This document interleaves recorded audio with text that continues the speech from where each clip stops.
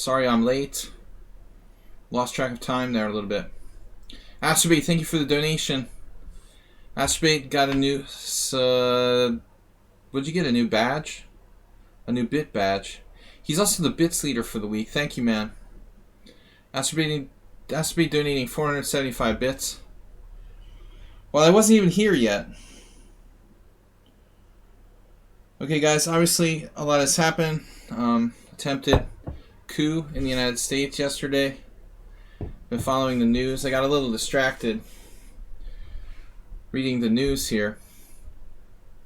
Democracy is still alive and well, barely, in the world. Alright, we're going to do... but I'm not going to go on a political diatribe. This is not the place for it. So, I'm thankful for our democracy. What's left of it. Thursday subscriber stream. Yabatis, WJ Loof, Astrobate, Princess Chess, Unsound, Bogey Knight. Who is this last one? Can't read my own writing. Mr. Sign just donated $21.43 to take the VIP. Just took it by 1 bit. Wow, man. Super awesome donation. Sheber Spiller, welcome. We got Bogey Knight. Oh, someone on sound. I think I've got on sound twice. That must be what I did. I think I put someone on sound. I called him Somewhat, and I called him Unsound. So I gotta take one of those out of there. Somewhat or Unsound. I don't know which one to get rid of. Mr. Sohan, thank you for the huge donation. 2143 adds up to 2476 for the week. Agnes Karadewski, welcome. Well, today there has to be a reckoning, in my opinion. The headline on CNN is that a lot of people want to see Trump removed from office. Has to be some kind of... This is my last speech on this. There has to be some kind of action taken about what happened. It can't just be pretend it didn't happen. What happened yesterday. Can't just pretend it didn't happen. Did you receive my note for your stream? Mr. Slow. Yes. We have your donation. We have your donation. We have your submission and your donation. There has to be a reconciliation, and something has to happen in answering for this. But we'll see. A lot of people are going to try to hold them not accountable. There's already absurd, false, fake news. So it's a crazy world we're living in. I try to escape to chess from time to time. So we've got political insanity going on. But I'm going to read the list once more. Yabatis, WJ Loof, Astrobate, Princess, Unsound, Bogey Knight, Mr. Slow,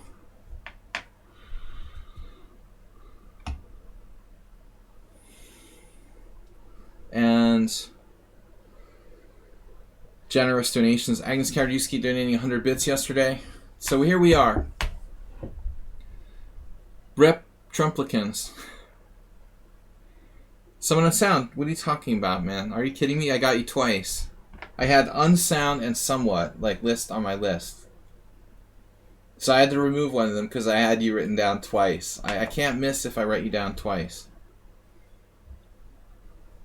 Is that not enough for you to actually have you twice on the list? Would you rather like to analyze the game versus Swidler that I had? Swidler, I call him. Swidler. The audio is hopefully okay. That sounds great, man. Dr. Trip Chance, I don't have you on the list. So our list is getting long. 1, 2, 3, 4, 5, 6, 7, 8. Doctor, if you submit a game now, you'll be number 9. And the maximum I can do is 10. Possible that I omitted someone. I've been getting bombarded by 11-year-old kids creating teams and inviting me to join their team on lichess. So I made the mistake of accepting one, and now I've got hundreds. I can't read my messages because I'm just getting bombarded by these unsolicited invitations to random teams. I don't know what to do. If I block people who are not my friends, I'm going to miss out on messages from people who maybe I don't have them on my friends list or something. It's a problem. Agnes Karadusky, welcome. So it's likely that I missed... that sounds cool, Dr. Tripp. I'm going to get started in a second. I'm just sort of... It's been a busy day, and I got distracted right before the stream. Momentarily reading a news story. Alright. So, Yabatis is first. Can we find Yabatis in my messages? Oh, before we get started, one last notification. I will mention that we have a subscriber stream. This is a subscriber stream. We have a team battle on Sunday again. 2 streams on Sunday, and the team battle is back this week. So we have the normal team battle at 3 o'clock Eastern, 3 o'clock European time on Sunday, which is back. It was missing last week. It was off. In addition, I'll send a message to the players on the team, but if you want to, I may not be there, but we have a Saturday team battle that our team is registered for. I'm not sure I can play, but WFM Dorina is organizing a team battle for like 10 teams, and I guess it'll be on Saturdays. That's my day off. It obviously depends on how bad my hangover is. So Mr. Sloan just gifted a tier 1 sub to Schieberspieler. Gift leader. Thank you, Mr. Slow, for perpetuating the stream and being a big supporter of our stream. I want to get started, but the streamer team battles, I just wanted to mention before we start. Sunday is back on at 3 p.m. There's a Saturday one by Dorina, and it's listed in our team page if you guys want to play. I think Jeroen is registered. I am not currently registered, but everybody's welcome to play for that as well. I know Schieberspieler, maybe you'll play for a different team. I'm not sure. All right, guys. Game analysis tonight. I got Yabatis up first. We have a full list of games. Damn it! This is not what I wanted. You want to play on the weekend? Okay. Take a little time off. Your game's been a little shaky lately. Just kidding. All right. You see, I'm bombarded by these weird messages from people. Yabatis.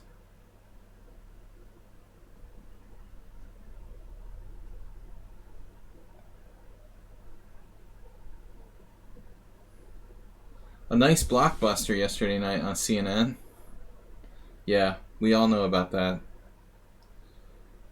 Hopefully Trump will be removed from office even before he's finished. But I'm not optimistic. Anyway, I already addressed that, and I'm going to try to stay on the topic of chess to escape from that nightmare. Alright, so Yabatis, where is your game? Yeah, so he said he's reached his peak rating at 2141. Rapid on lichess. This game is even pretty good. So I submit this for Thursday. Let's check this out. Alright, Yabatis versus Nova. Rapid chess. White. I never saw House of Cards. I'm not, as I said, I'm not that into political stuff. Just real world. I'm really not that into politics. It's just this monster. Knight c3, d5, e4. I was never really a political person, honestly, but I go on these rants now. I think everybody's upset. Knight c3, d5, e4. This is classic mainline. This is like mainline Dunst opening. All right, Schieberspieler, thanks for stopping by.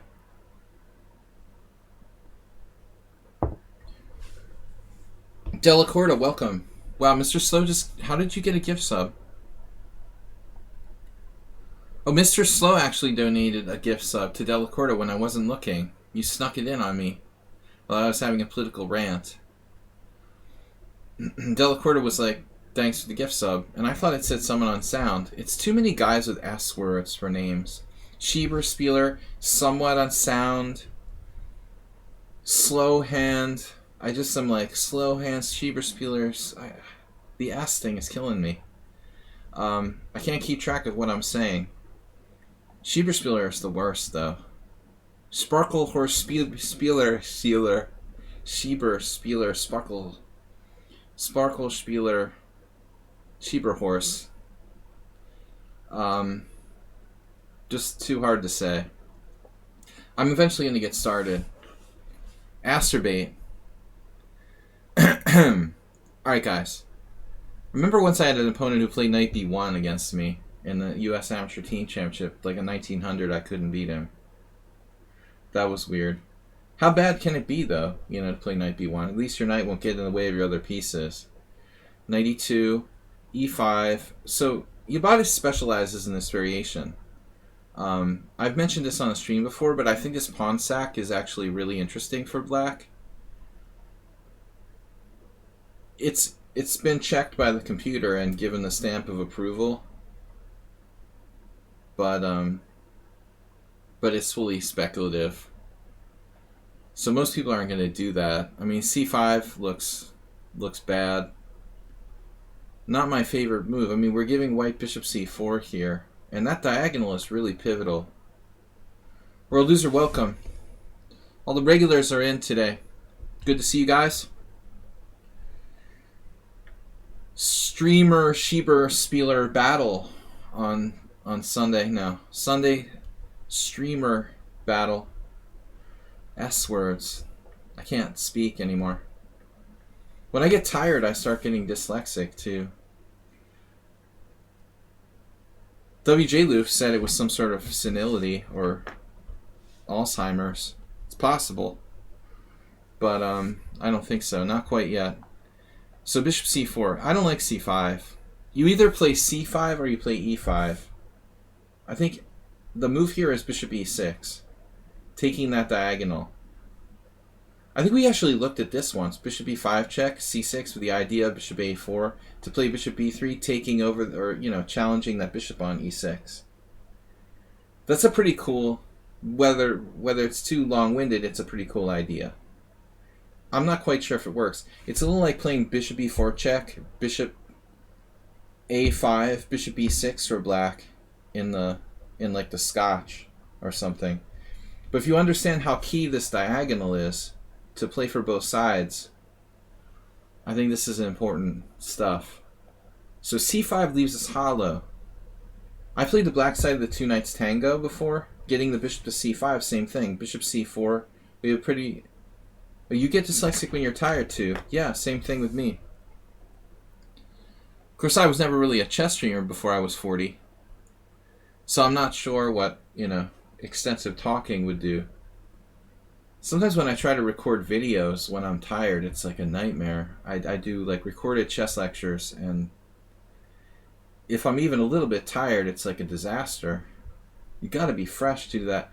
I envy people who have a job like recording audio and stuff, but it's hard work. So bishop c4 is strong. I'm still 39. Thanks for reminding me. I may not look 39, but I definitely feel it. The last time I tried to tell someone in real life I was 39, they just gave me a weird look. That's bad. That's a bad sign. But the other day on the stream, someone claimed I was much older, but they were surprised. No bishop f7s here. Nothing like that, that extreme just yet. But you do have queen h5, actually.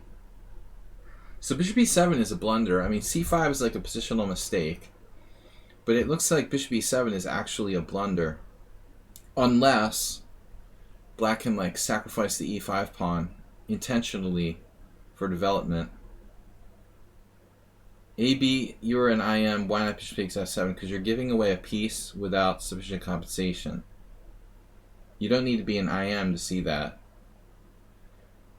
There was a guy in my chess club in Boston. I told the story a million times. Every game he would sacrifice a piece for 2 pawns. He lost every game to anyone over 2,000. Why are we analyzing that? Bishop takes f7 check. You're giving away a bishop for 2 pawns. What is this? Is this? Are you serious? Like, we're gonna sacrifice a piece for 2 pawns? I'm not interested in fun, man. Maybe you're on the wrong chess stream. I'm trying to play well. Fun is like optional. Winning is fun, I think.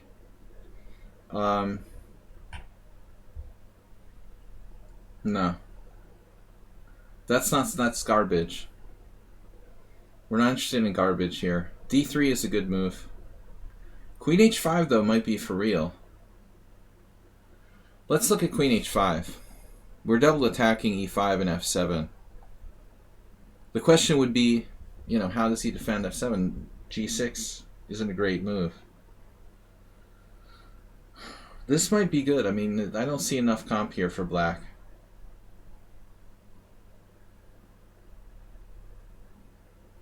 Style is fine, but you can't sacrifice pieces for nothing. Okay? It would take like a 2100 player to take you down after bishop takes f7. You don't even need like a national master to exterminate white after that. Any old 2100 will just beat you relentlessly after bishop takes f7. Queen h5, g6. This looks bad for black, but our queen is a little awkward on e5. It might be a problem like getting the queen back to into the position safely. Like, this takes forever to crawl it back this way. I had a game recently in a similar type of position where my queen was problematic on e5.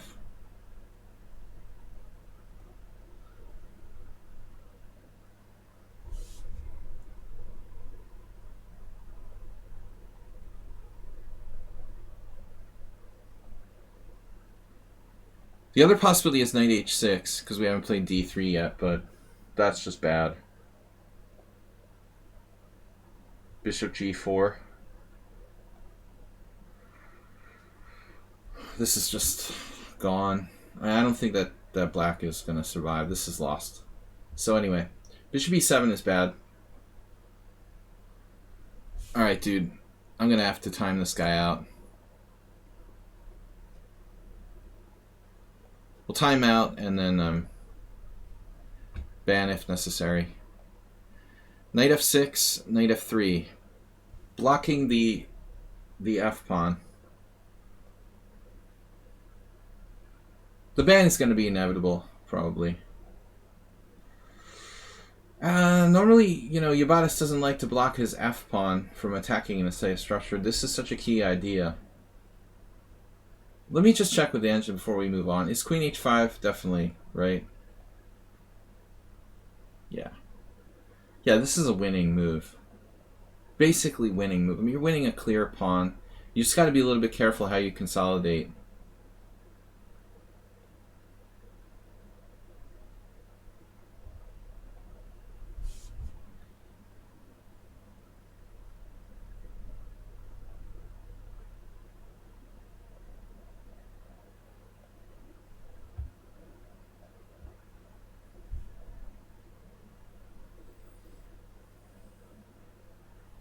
Yeah, is Mr. Coffee here? Can we do followers only chat? I think it's in the... It's already on followers only chat. But I'm not sure. I think last time... Yeah, we should have a 5-minute follow. Mr. Coffee was here. I'm not sure if he's still here. I'm trying to focus on analysis. I'd rather just, like, ban them. Be done with it. Thanks, Mr. Coffee. So you miss queen h5, knight f6, knight f3. I don't know. Do you really want to block the f pawn here? That's the problem. Anyway, I'm spending too much time on this game. Knight c6. Unfortunately, bishop e5, queen a5 check.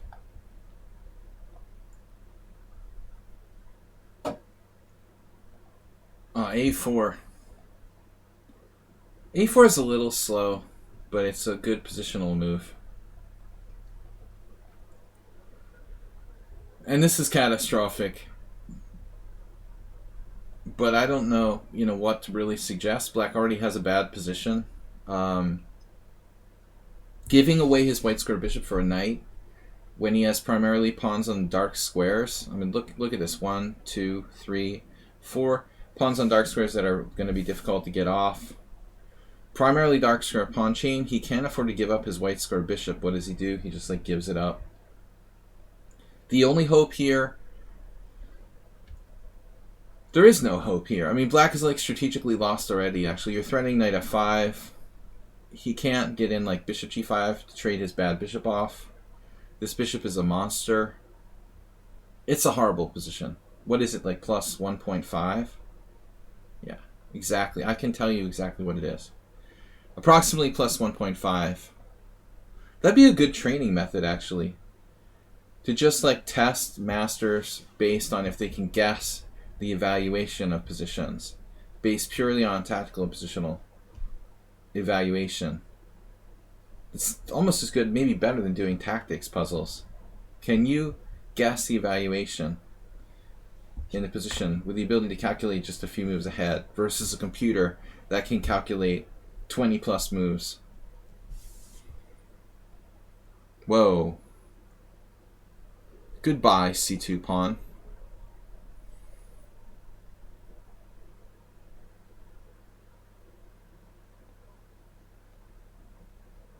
Okay, does this work?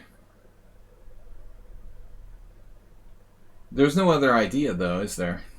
Other than rook b1.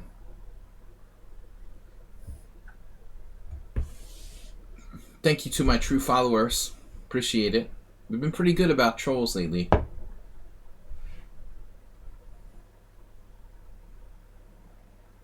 But we can't remain immune forever.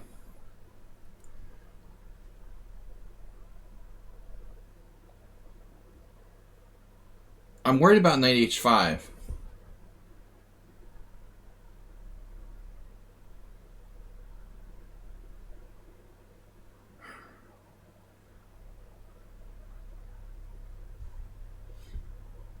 Maybe our attack is so strong that it just doesn't matter. We'll just sack the whole rook on a1.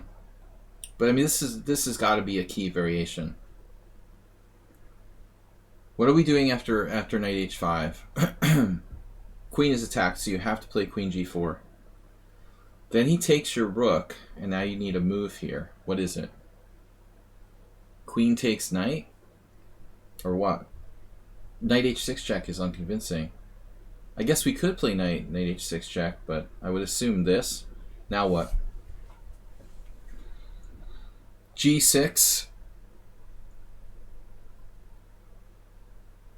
Bishop h6.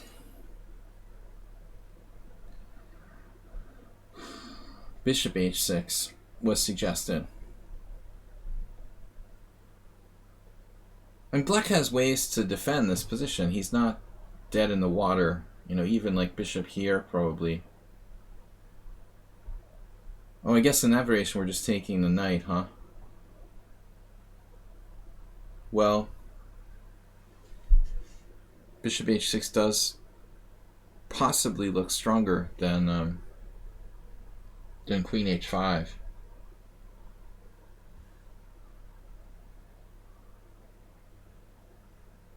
Pretty much bishop f6. This does look pretty strong. I imagine white's winning.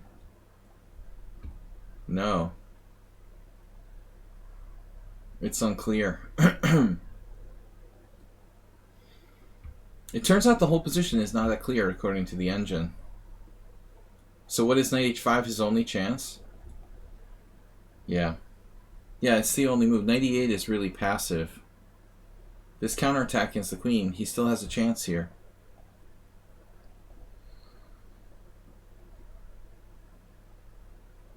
So what are we going to do to avoid, like, draw by repetition? We'll have to play knight h6 check.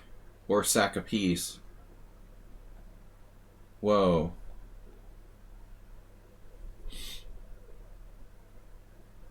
Knight h6 check.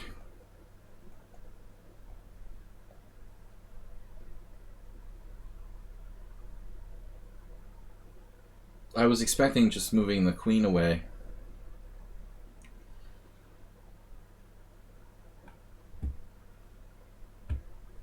Nothing that clear. If you move the queen away, I mean, there's all kinds of weird stuff going on. Knight f4, for example, the knight. Man, I have this problem with knights on h6. I lost this nightmare game in September where I was like crushing this kid, but my knight got trapped. I missed some obvious move and I was just lost, like losing a piece. My knight on h6 just got trapped on h6. I was terrified I was going to get it trapped, but I saw the wrong threat. I thought it was going to get trapped a different way. I hate when that happens.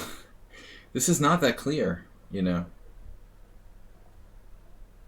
This is really actually a pretty close game.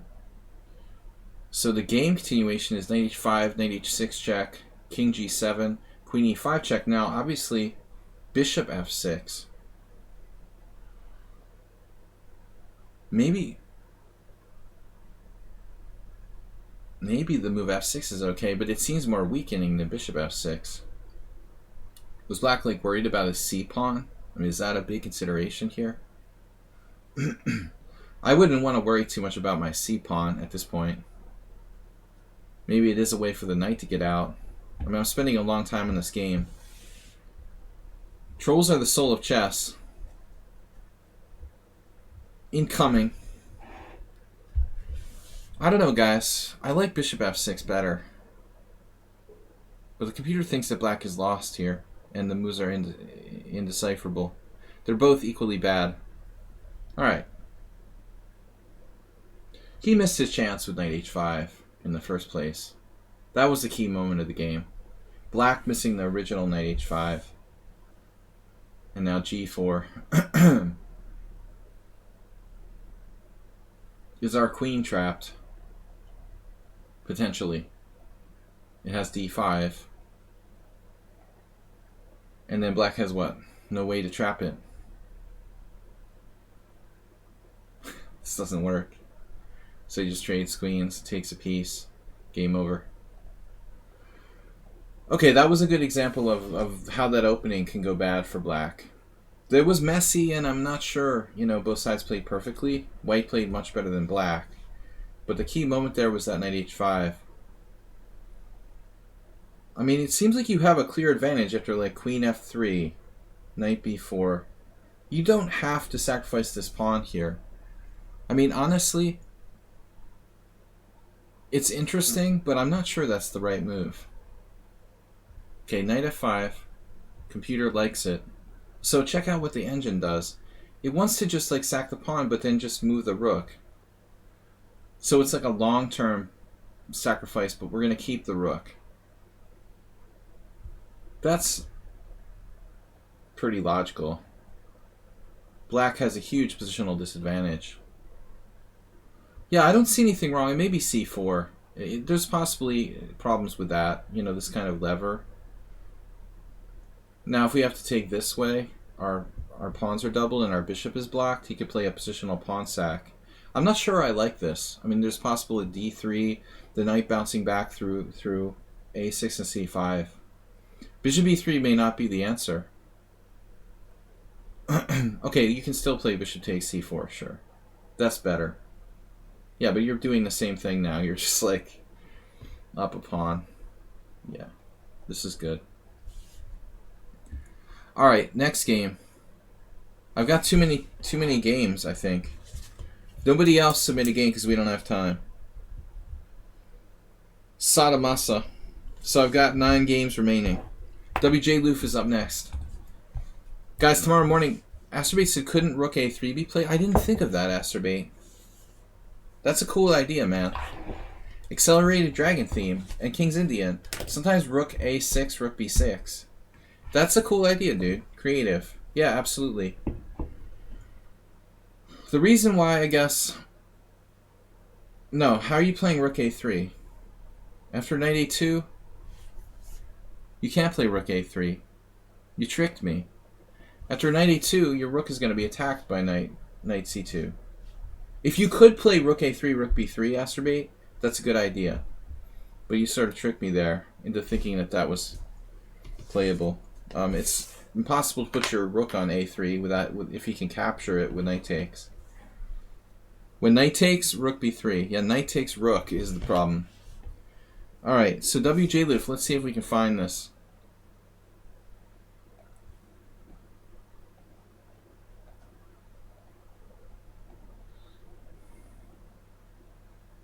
Let me go to my messages over here, inbox. WJ. This is an easier way to do this. 12 blunders and a bluff for Christmas. Is that right? It's a little late for Christmas. And Happy New Year as well. When was this? Yesterday. Rook A3 after Knight B4. Ah. That's a cool idea. Another positional pawn sacrifice. The Rook's a little boxed in on B3 though. It's not always going to be good. It might be kind of awkward. You know, if he gets the Knight back to B4. I'm not sure I really like your Rook on B3 there. The Knight B4 just sort of blocks it. The Rook could be very immobile on B3 actually. The 12 days of Christmas. I get it. Little Christmas reference from WJ Loof. They're in the hundreds of CPL here. Goodness, this is 30-minute chess. I gotta get some time to play some classical games. I don't want to see the analysis, it just like biases me. Alright. WJ Loof is white. People need to learn to play C4. But WJ Loof is black. I lied. Alright. People need to learn to play C4. The best move for white is C4. Don't play the London system. The London system sucks. You can't really get enough control to center to play for an advantage. This is the best move for white. Prevent black from establishing a pawn center. It's not difficult. This is white's best move, boys and girls. Don't listen to the fake news about the London system being a good opening. It's a good opening for people who are just starting out. But seriously, this is principled chess. We're playing C4. Preventing black from establishing a strong pawn in the center. That is the best move for white. Period. You know? I'm serious. I have students who are trying to get like training games with black. I'm trying to teach them how to play proper openings with black. And they can't get a single game against somebody on lichess who plays D4 followed by C4. It's too much to ask. People who are like 1600, they'll play 100 games and they can't get one single game where someone plays D4 followed by C4. Is it too much to ask people to play the best possible move on move 2? It's just like lazy people, man. They don't want to study real openings. It's too much to ask. Bishop F4. That's my London system rant for the day. So WJ Loof here plays the sharpest move, C5. This is fine. Simon Williams plays D5. At least Simon has some guts, you know? I mean, this is more like a Trumpowski. It can actually transpose. But Simon's experience playing the, playing the Trumpowski style positions would kind of give him an edge here. But I agree, I like D5. At least this is cool. Yeah, that's a bad thing to say. C5, can I refer you to Eric Rosen's channel? Do I get any sort of money back guarantee or something? Maybe there's some sort of subscriber benefit. Can I get some some sort of bonus points for sending references. No, I definitely respect Simon more. So anyway, c5, e3. Yeah, this is passive normal line. e3 is right, though. I mean, they're both good moves. Takes, though, okay. I have this weird feeling that I already analyzed this game. I don't know. I played this move myself. Queen b6 is dangerous. White can sacrifice the pawn on b2. This is the most logical try, and even the computer might go for it. But the lines are very, very tricky after white sacrifices his pawn on b2. So, don't recommend it. You know, don't go pawn hunting with queen b6. Unless, even if you're a master, I think it's a stupid line to go there. So, solid moves here. g6, you have to be able to play a kingside fianchetto setup. Obviously, like, d5 is principled, main line. e6 is okay. b6 maybe not okay, because I think that white can play like c4 in this position.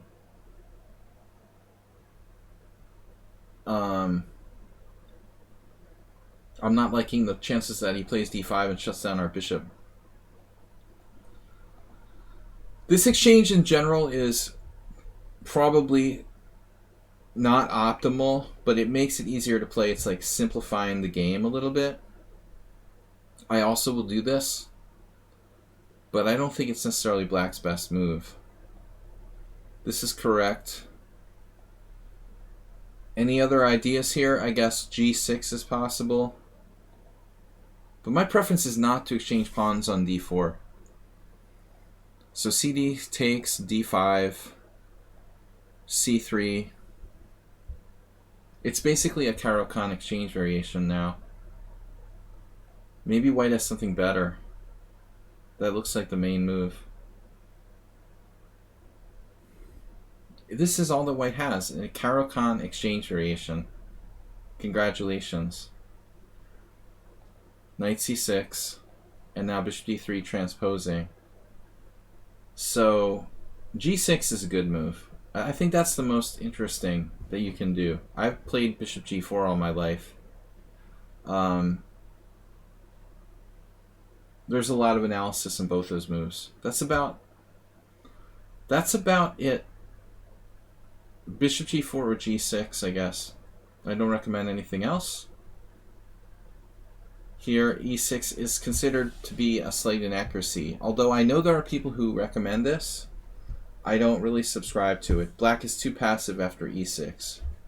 So, take your choice, g6 or bishop g4. If bishop g4, queen b3, and then you can choose the Karpov method, this move, which may be not that bad, and also Petrosian's move, knight a5. It seems like all these moves are playable. I don't really think the exchange Caro-Kann is anything for white. It suits Magnus Carlsen's like tactical style, but e6 is a mistake. I remember there was an article on this, like in some book I saw, where some decent players actually played e6. It's not as bad as you think it is, but it's not great. You know, that would be like what I would say about this setup with e6. See here, there's a game. Sanal, that Turkish guy, he's pretty crazy. Plays a really crazy game of chess. There's some people who played this, but I don't recommend it. I don't see the benefit in playing with your bishop blocked in on c8. Now your bishop's becoming more and more pawn-like here. White is better. Too many pawn moves. That's ugly. I mean, h6 is really ugly. You can never ever take pawn moves back. If you ever need to play f6 later on to kick a knight off of e5, you're not going to be able to do it because you played h6. Take Magnus Carlsen's recent game against Dubov that he lost because he didn't remove a knight on e5. One of those games from the last rapid tournament they played, knight on e5 has to be taken out. If you have to, you can move your knight on f6 and play f6 to kick it out. If you play h6, you're probably never going to be able to play f6. And that means this knight on e5 is going to be, or whatever piece is on e5 is going to be very dominant. h6 is a weakening move. Castles, bishop e7, probably bishop d6 right away would be best. I still don't really like black's position after that. Here, knight e5, white is better. Even Avruk lost. I don't like what black's doing here. It looks like Rubinstein versus NN. Rubinstein versus Dosudmirsky or something. Dosudmirsky is better than NN, but I mean it's still not a good position. There's a famous game where Rubinstein was white against Dosudmirsky in a London, where Dosudmirsky like prematurely exchanged pawns on d4, and Rubinstein was very critical, or analysis of the game was very critical about this exchange happening on d4. It doesn't really benefit black, but probably benefits white more because of the half open file along the e file here.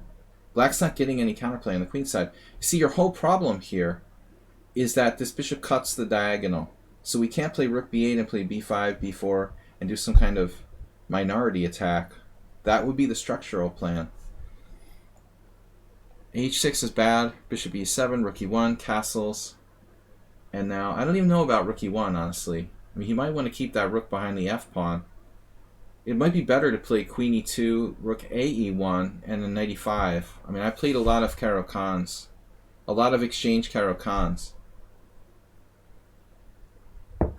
It's better to leave the rook on f1, most likely. It might support an f4, f5 advance. Dr. Tripchan's knight h5 is an idea. I definitely don't think it's great after h6, though. White would go either bishop e5 or bishop e3 or something like that. Knight h5 is an idea in positions where, maybe black has played like g6. You see those lines sometimes. e6, g6, f6, knight g7. Black's too squishy here. Like, he's not going to go knight h5. Maybe he can play knight h5, queen c7, and try to put a knight on f4. But I would imagine something like, give him a chance to play knight h5. White would go either here or here, and then you just go g3, and now my knight is stupid on h5. This h6 move doesn't do a lot for us. I'm not feeling it. I don't think that's a good idea. So castles 95. This looks bad. This is terminal. I'm not an advocate of the advanced Caro-Kann as white. I recognize that it's a reasonable system. I think it's overly simplified, much like the London system, which it did transpose to here. No, it's too simplified, and master level Caro-Kann players are going to equalize. I don't think that it's a good system to play in the master level. I think it's like a good system for club players to play until they can advance to learning something more sophisticated. But objectively, it allows black to equalize. Move 11, what's up? 98, black's position is horrible, passive, bishop blocked in. We can't play f6 because our king side's too weakened. This is a model game for white this far. Rook e3, classic attacking move, lateral lifts, all sorts of sacrifices. He's played great. Now knight d6 at least is a good move with the outpost here. Rook g3, knight f5, and then black's losing on the bishop h6 tactic. And this is a winning position for white, I guess. But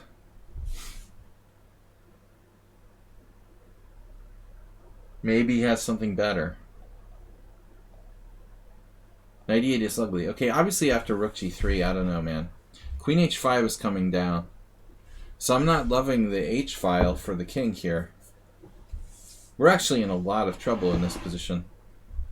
It may be that black played the best possible defense. I think it gets worse after king h8, queen h5. It's not getting better, it's getting worse. But the more we put our king over in the corner, the worse the attack's going to get. Hungaski. He likes this type of structure. He plays this with white too. He loves to play like d4, e3, all kinds of like closed Catalan structures with like e3 and he feels like he's white here, I guess. Maybe this is the only move. Knight f5, take, take, take, and bishop f6, and I don't see a way for white to win. He's just like clearly better. Queen h5 is tempting. I guess queen h5 threatens bishop g7. Maybe that does win.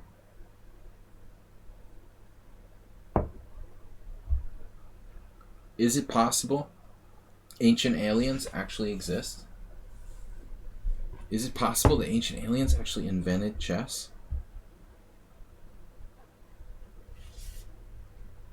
Does white have the threat of bishop g7 followed by queen h6? No. Maybe? No, maybe? Yes? Anybody? What do you guys think about this? Is that the secret move? Oh, that's what happened. I should look a little further. So that's a crusher. Nice move by your opponent. Dude, this is highly suspicious. Wow, what are the ratings? Okay, he's 1827. No, 1892. WJ Loof is 1831 provisional. I mean, white played like pretty perfect so far. I guess so it's possible in the London system. It's so systematic. You know, he may have had several games that went the same basic path. But he's used like no time and made no real mistakes. 95. Take. So, does bishop g7 end the game? Mate and 4. I guess the answer is yes. He didn't see it. That reminds me of the time that I played that kid in a tournament in the Budapest Spring Festival like 3 years ago. He knew 20 moves of theory in the Sicilian Scavedingan with white. It's like 12-year-old kid. 20 moves of theory, but he couldn't calculate 2 moves deep. And it ended up that I like saved this like -10 position where he could have like crushed me 2 different ways. I was like walking around the tournament hall like having hyperventilating or something. I can't believe I'm going to lose to a 12-year-old kid who's rated 2100. And it's just unreal. Like, this guy played the London system like perfectly, but he can't calculate bishop g7, queen h6, resigns. We're just getting mated. It's unbelievable. So what about queen d6, Dr. Tripp? What are you talking about?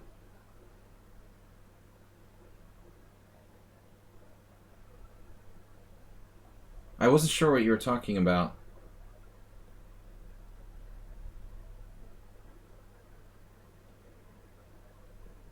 We didn't really have any time to play queen d6. Oh, now queen d6, of course. Yeah, what did he play? Knight takes e5. Okay, so I got you. Queen d6 here. That's like the only move that doesn't lose immediately. But yeah, black is like strategically lost anyway. That's a hard move to find. So this hangs on because you have you're preventing queen h6 at the end after he sacks the bishop. There's no bishop g7, queen h6. This is the only move that survives. Black's position is ugly though. I mean, you have this bishop on c8 that's like shut down. The rook can't play. You have an isolated pawn on d5. You're down a pawn. Ugh. So how did you survive? White played f4 and now he missed this. That still doesn't save black though. It's kind of funny. Queen b6 check here. We still can't take on h6. So what do we do? Can you take on b2, threatening mate on the back rank? I'm honestly scared. Okay, this is also preventing queen h6 ideas. Obviously g6 is simpler. All right.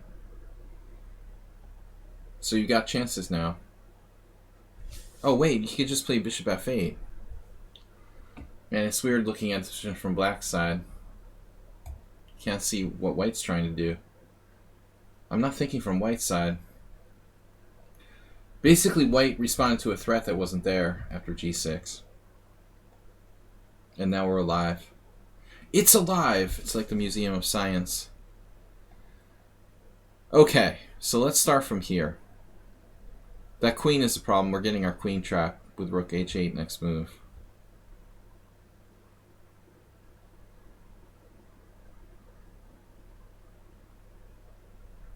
White saw that and played queen h4.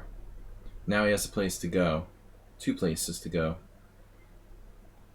So he's also threatening rook h3.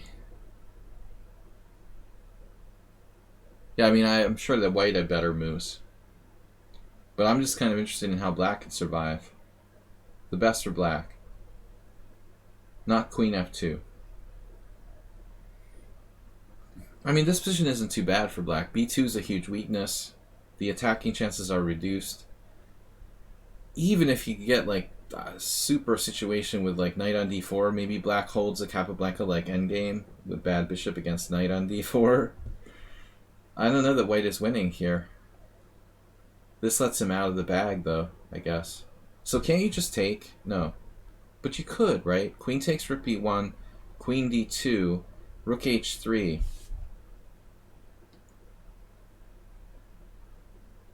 BFD, right? I mean, the worst case scenario is a perpetual. The worst thing that can happen here is that you get a perpetual. Famous last words. Bishop e6, check. Draw by repetition. Check, check, check. He should take the pawn. It was natural to react like that, though. You know, he wanted to be safe. The danger here is that we can end up in a bad ending with, like, strong knight against bad bishop, get ground down. Black should take the draw there. You know, you're close to tactics here as well, but I don't like this pawn. White has pawn weaknesses. Rook e8 is bad because the rook has no mobility. I guess it should go to like the c file where it's pressuring something.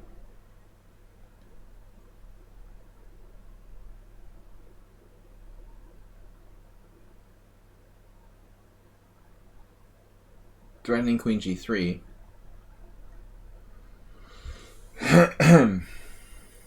There is this move at some points, d4 with bishop d5. Queen f2 would win instead of, yeah, maybe. I didn't see a forced win. I mean, it doesn't look like it's automatically over. I don't know. I mean, black doesn't have a mate or anything. White can just play knight f3, I guess, and continue. Why is he winning?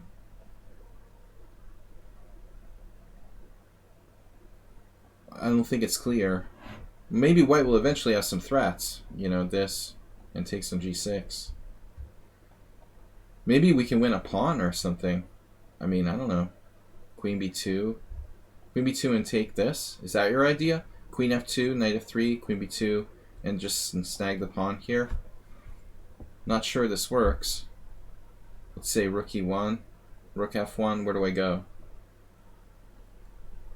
Where do you put the rook? Rook e1, threatening rook takes e6. Knight f3 not possible. What do you mean?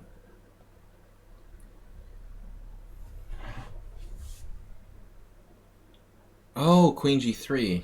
Thanks for reminding me. That's the point. So rook d3 is only move there. And then you're just like snapping this pawn in f4 and it's pretty much over. For a master, of course it's over. For an average player, maybe not. Yeah. Alright, it's better. He saw it a move too late, but it's still good. It looks good. Peter said it was better here. Wow. So bishop d7 threatening rook e1. That's subtle. You got this.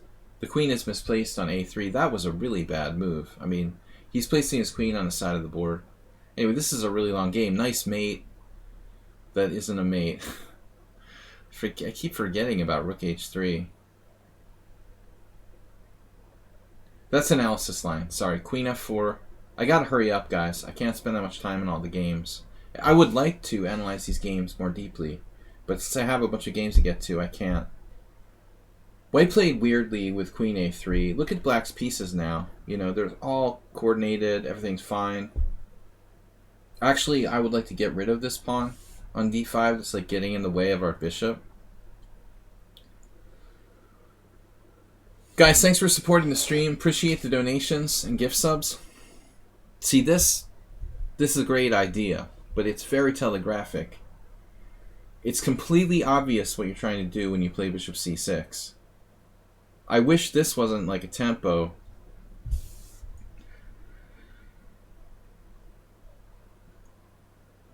No, but seriously, this works, doesn't it? Can't you do like rook h3 check now? Pawn takes. Maybe bishop c6. Oof. Dude, that's brutal. Does this work? We can just do a clearance sacrifice. Instead of playing bishop c6, just do this directly. It's not that simple. White takes with the pawn, and he can block bishop c6s with d5 check. So we probably don't need that move. We're just winning directly with rook e2. WJ Loof is here. So I was just checking out your game. It's a confusing game. It's long. There's a lot of stuff, a lot of mistakes by both sides. It's impossible to analyze this game thoroughly in the allotted time we have here, WJ Loof. I tried to do my best. Thank you for the donation. But this move was probably not best. Giving him time to set up some defenses. This looks like crushing. Rook e2. Now you're threatening. I don't know what you're threatening. Threatening something. You're threatening stuff. It looks very active. I think he's threatening something after rook e2. I'm just not sure what it is yet. That looks active. This is not necessary. King g8.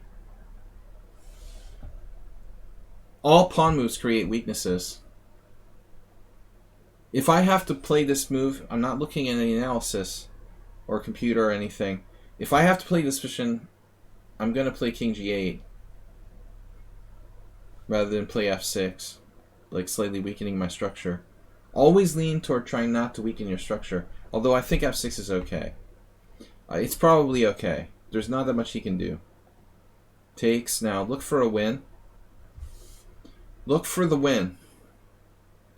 I have a question. Can we sacrifice the bishop here and then sacrifice the rook and humiliate this guy? Seriously, bishop takes d5, rook takes h3 check here. Play for the brilliancy prize? Like rook e2, sacking everything? Okay, I don't want to humiliate him. I just want to get the brilliancy prize. That was mean. Can we sack 2 pieces? What do you guys think?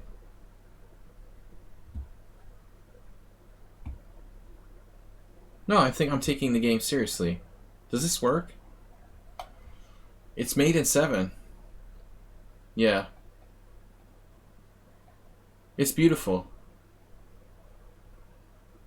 No need to retreat. But does he have a better move? It's possible he has a better move here. That's the problem. He has a better defense after bishop takes d5. He doesn't have to take this. He can just leave it there. Now we're going to have to work for the win. So possible that black has something better. Maybe a mundane variation of some sort. Do we have rook e2 again? No. Do we have rook e2 again? No. I don't blame you for playing what you played. It's very logical looking.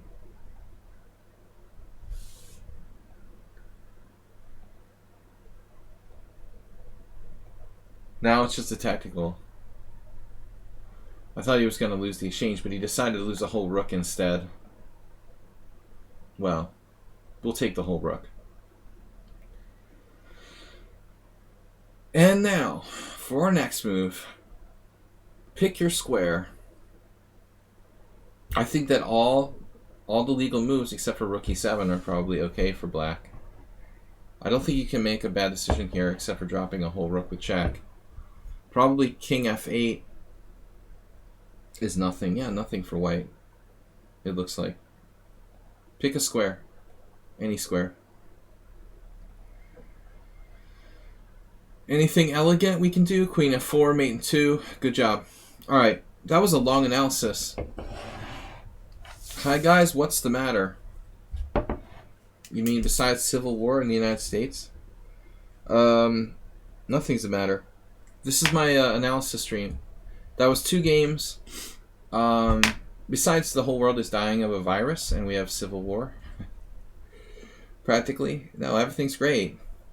No problem at all. I can't go outside without a mask. But seriously, WG Lou, thanks for the donation. Astrobait's up next. Everybody's favorite hero. I got a challenge though from Arm Chest Bo, but I'm not taking challenges, guys. I'm trying to do analysis of this is not a troll. Duck is not a troll.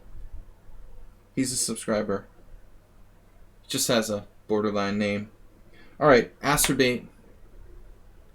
I'm doing game analysis. We get submissions from the subscribers and then analyze serious games here. Yeah, this is nothing compared to a World War III scenario, or a nuclear bomb, or an asteroid strike on the United States, or any country for that matter. Yeah, there could be a huge space rock, like hurling toward Earth right now, or maybe an alien invasion. So really, we should be happy for what we've got. I agree with Dr. Tripchance. We don't have it that bad. Alright, Astrobait, where's your game? We're analyzing a series of 10 games submitted by the subscribers. We've got Astrobait up next. Pretty good week so far. Is this really? You didn't play that many games this week, did you? Astrobait versus Doc Ivo. I knew a guy from Croatia who was like a master named Ivo. Not a common name. I guess it's a short form of some other name. What do we got? Astrobait white, e4, c5, knight f3, d6, bishop c4. At least you're playing against bishop c4. In Euronews, a strange celebration in Hungary, people dancing on the river with cloth. Dude, I don't know what you're talking about. That sounds weird. Usually, like in Eastern Europe, we have a lot of celebrations for like old pagan things. Not just in Eastern Europe, actually. I mean, throughout Europe. Some sort of, you know. I don't know anything about that, Mad Remus. That sounds weird. I haven't been watching Euro news, you know, like, honestly, with what's going on. I have no idea what you're talking about. The last thing I've been watching is like Euro news after the Capitol building was attacked. It's not quite as exciting here. But anyway, Astrobait with bishop c4 against d6. This is a pretty good move. It's okay. Now, you're not supposed to play c3. You're supposed to play like castles or d3, I guess. You play it like a Joko piano. Castles is the most efficient. You don't have to commit. Actually, you could play d4 Astrobait if you wanted to transpose to a Sozin type of Sicilian. But it doesn't really make a lot of sense to play this move order. So I don't think c3 is right here.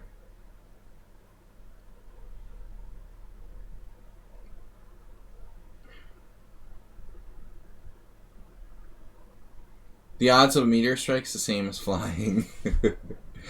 Interesting. A traditional celebration of some kind. I don't understand.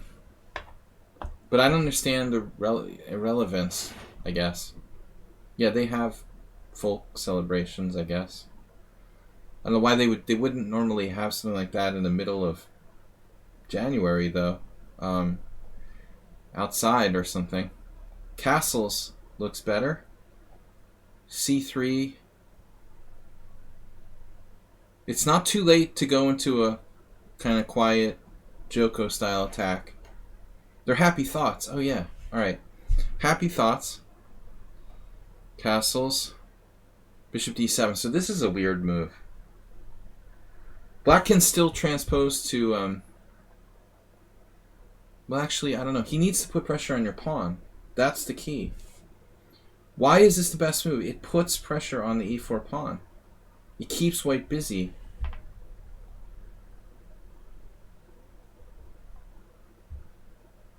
Google is the answer to everything. Alexa. We could like trigger people's Alexa in the United States.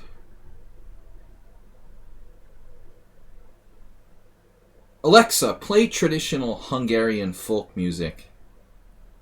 That must have triggered at least like two viewers' Alexas. Alright guys, without knight f6, Mr. Coffee, did it seriously trigger you? Your Alexa?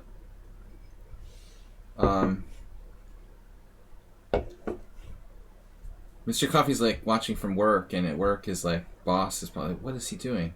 Listening to Hungarian folk music. No, this is too passive.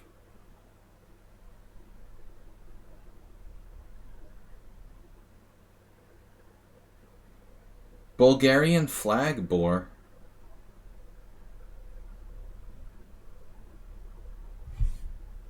What does that mean? A Bulgarian flag. It's something from Bulgaria.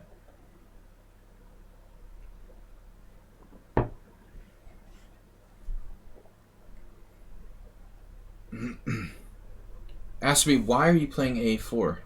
Just hit him in the center. Bang. Good game. Nice knowing you. I think you should take the opportunity to play d4 here and play aggressively. Take it to him. If you're given the chance. If you don't feel comfortable with d4, fine. Then something like rook e1. You can still maybe bring your bishop back to f1 or b3 and play a quiet setup with d3. I would explain it like this. Like normally, white's playing e4. Your play is on the king side and the center. Black's play is more on the queen side. When you play a4 in the Sicilian, that's black's side of the board. Generally speaking, moves like a4 aren't really what we're looking for. You know, we're going to weaken ourselves. He's going to be playing with counterplay on the queen side anyway. Oh, Bulgarian event. Yeah, maybe the flag was a little dirty or something. If you check out some of the flags at the embassies on Andrassy, I was going for a walk today. Sometimes like the Hungarian flag even looks like a Mexican flag or something. You have to be an expert to figure it out. They need to wash these flags better. A4, Queen C7. That's a decent move. Rook E1, okay. What? Master cast queenside. Oh my god. So this is a cool position. Black is a creative player who's out of his mind. It's like a cheesy noob. This is a cheesy noob style of play we're looking at here. Just blatantly castling queenside with no justification whatsoever. The computer freaked out and it says like plus 2.7 for white. But I mean, that's not so easy to attain.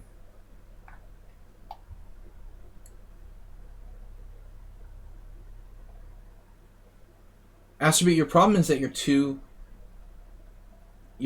clingy to these like patterns of moves that you play. Bishop b3, bishop c2, bishop b1. You have like OCD like sort of in chess moves. Don't be so attached to specific patterns of moves, but concentrate more on control of squares and general plans.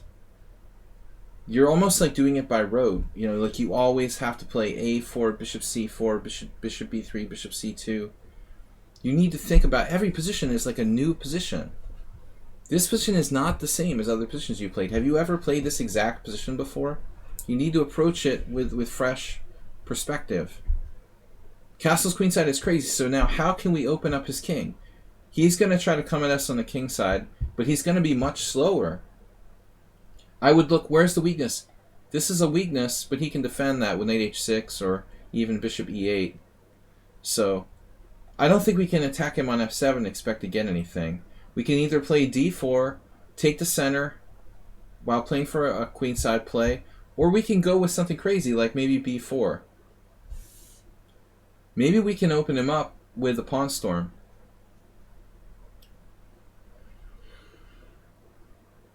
I think even like a5 is probably justified, but I don't really know if I want to sacrifice a pawn with tempo. He threatens the bishop immediately. I think the b4 gets interesting. That's a move you like anyway.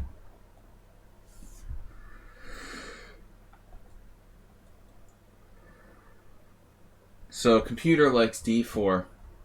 How does it feel about b4? Nah, it's kind of okay.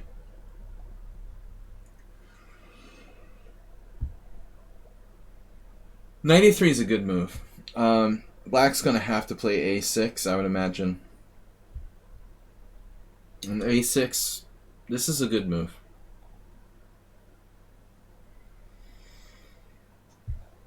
Now he can't play queen b6, he'll lose directly. So he had to play queen c8. Mr. Slowhand just donated a gift one sub, a tier 1 sub to Spectacular Camel, aka Yabatis. Thank you, Mr. Slow.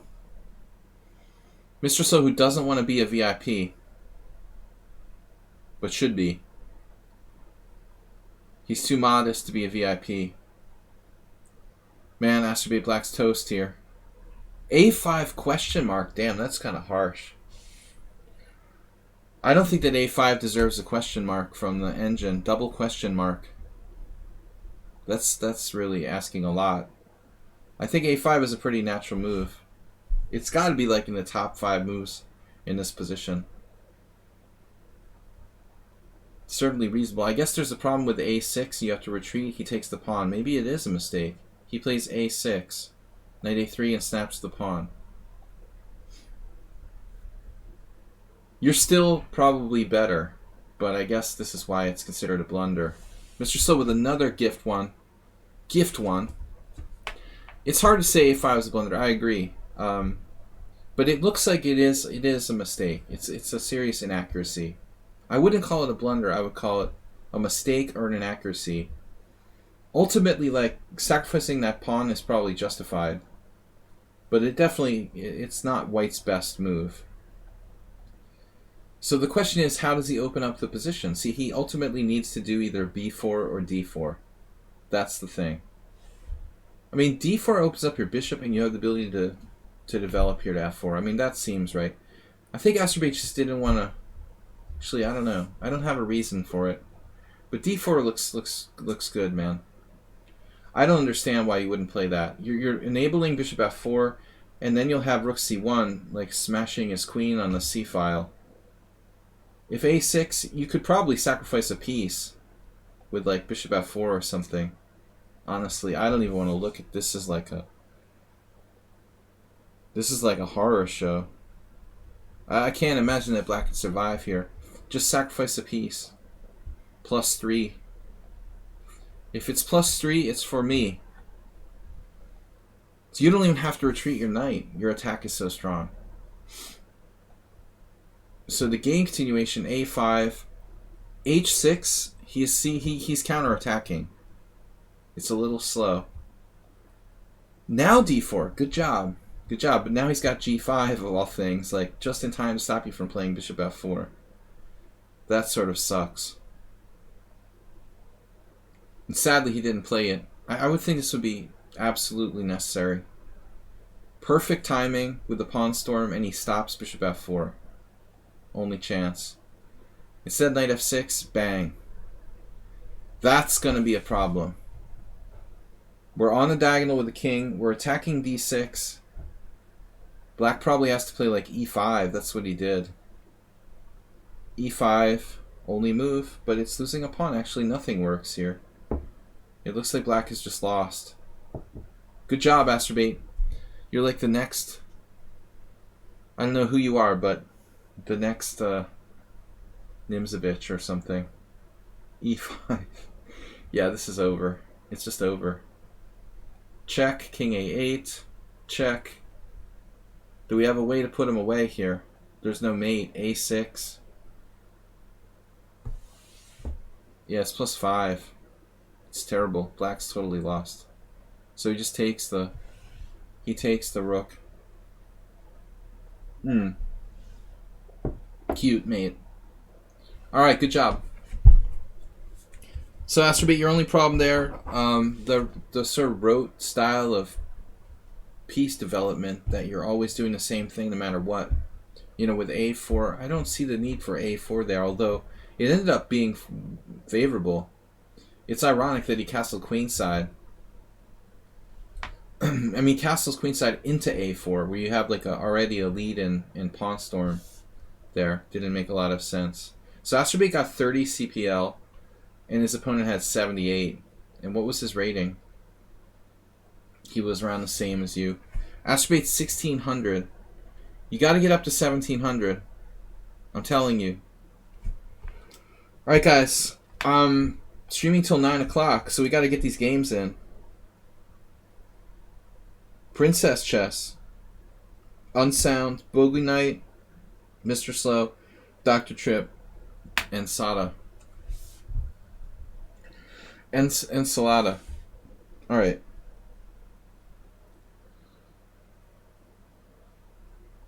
I don't know, where is the Princess Chess? Let me see.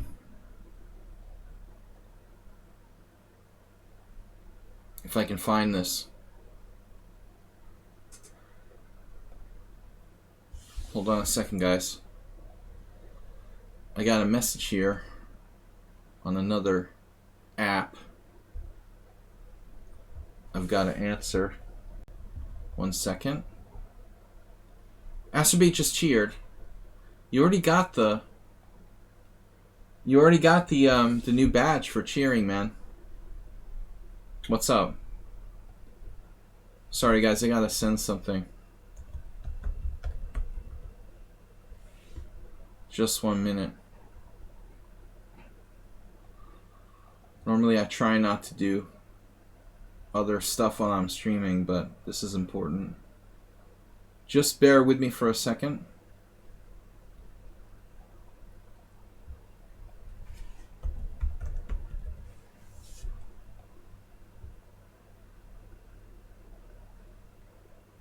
Yeah.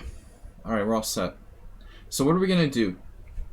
I got Princess Chess next. Okay, let's look her up. Princess Chess. That's not what I want to do. I want to look in my messages. What's up? Thanks for submitting. Submitting for Thursday is probably not the most interesting game I played in our club arena. Computer says 0-0-0 with 4 inaccuracies for opponent. So this is black. What's the elite taste? Mr. Astrobate donated what? $5.25. Birthday 500. Mr. Astrobate took the lead. He's the lead donator for the week. Astrobate with $29.75. That's a good rating, dude. Mr. Slowhand is still not a GM. He needs like 24 more points to get the title. Astrobate is like world champion at $29.75. Alright.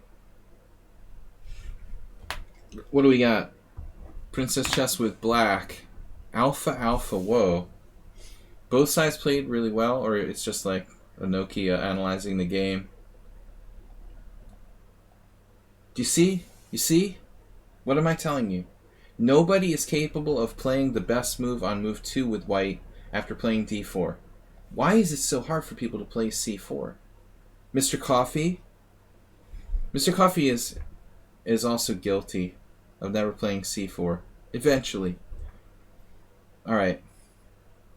At least it's not the London system. d5. Knight f3. c6. So, I mean, I can't criticize Princess Chess here. I guess if your repertoire is to play the Slav, then you play the Slav versus everything. Sorry, guys. Got it rather uncomfortable. Sort of chair here. You know, personally, I'm a d4 player, so I'm okay with playing c5, playing a reverse, basically a reverse queen pawn game. Princess Chess isn't a d4 player, you know, so maybe we can't ask her to play c5. Princess Chess, you're playing the Benko now. I mean, if you're playing the Benko, maybe you ought to, like, switch up here and play something like c5. Learn to play c5. I mean, it's much more dynamic. You're playing that in the Benko anyway. It's just like a less active setup for white. Alright, so Princess Chess goes back to classical chess with d5. I think these Slav players are going to be happier with that. I mean, these e3 players are going to be happier with that. c6, it's solid. White needs to transpose to a Slav now. I mean, that's the best move. Clearly the best move. I guess against the c6 stuff particularly. Like, you can do the Koley-Kalinowski, but you got nothing. Mr. Coffee actually knows how to play this with white. Bishop d3.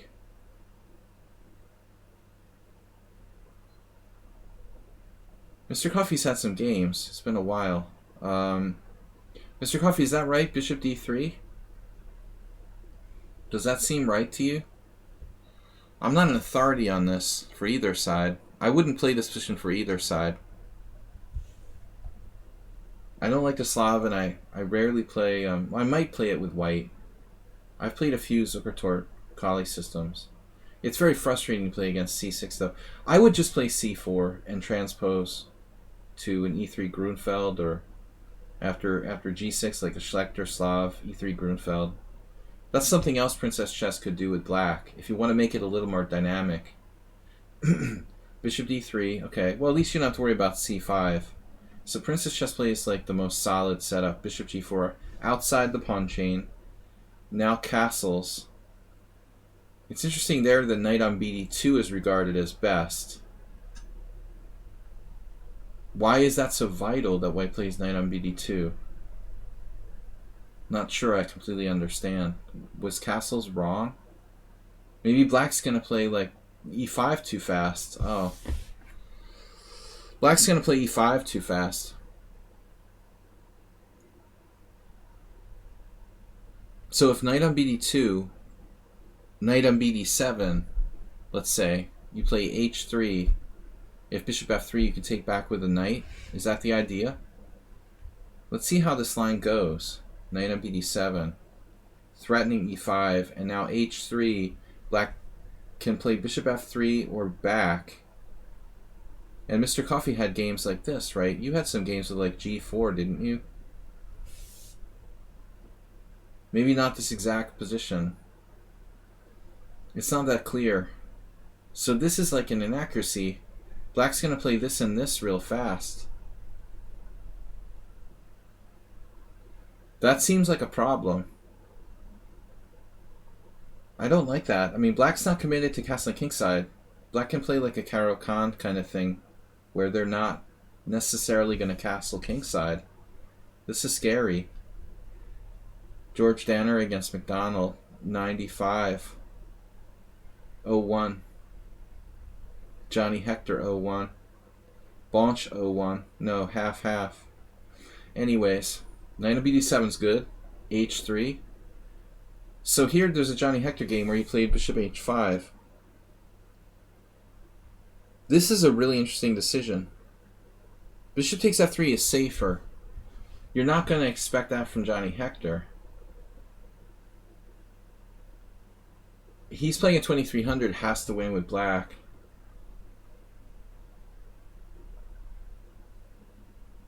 really don't know. I mean, it seems like both moves are playable. Is there anything wrong with bishop h5? I mean, white has played castles, so this whole g4 type of thing maybe just not good. Maybe you could even sacrifice a piece. Like, seriously, I would wonder if g4, could you like even go knight g4, hg4, bishop g4? I mean, is that nuts? Would this be completely nuts? I'm losing my mind? Yeah. It's a little over the top. It's too much. So we'll go bishop g6. But this bishop needs to be here, probably.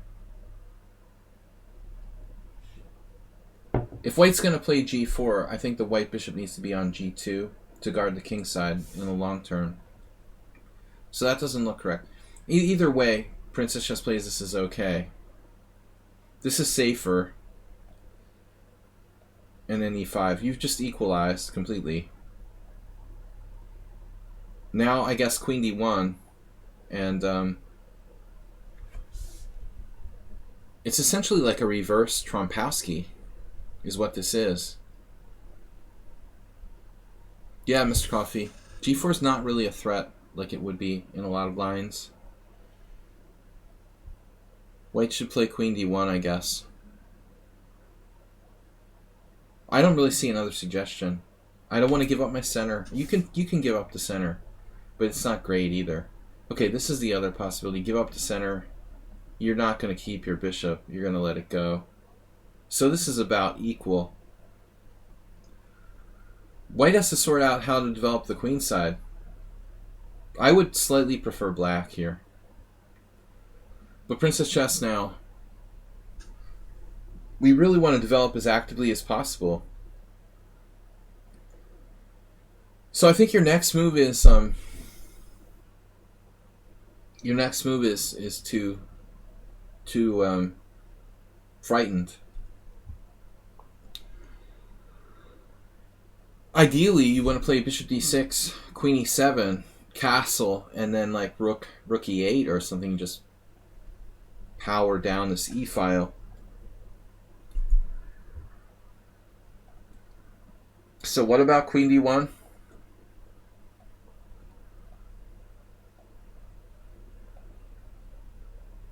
It's some kind of like Trompowsky line, reverse colors. Maybe Dr. Chipchance can set up an Asterbait style checkmate with this diagonal. And h5, h4. White might regret castling kingside, definitely. Yeah.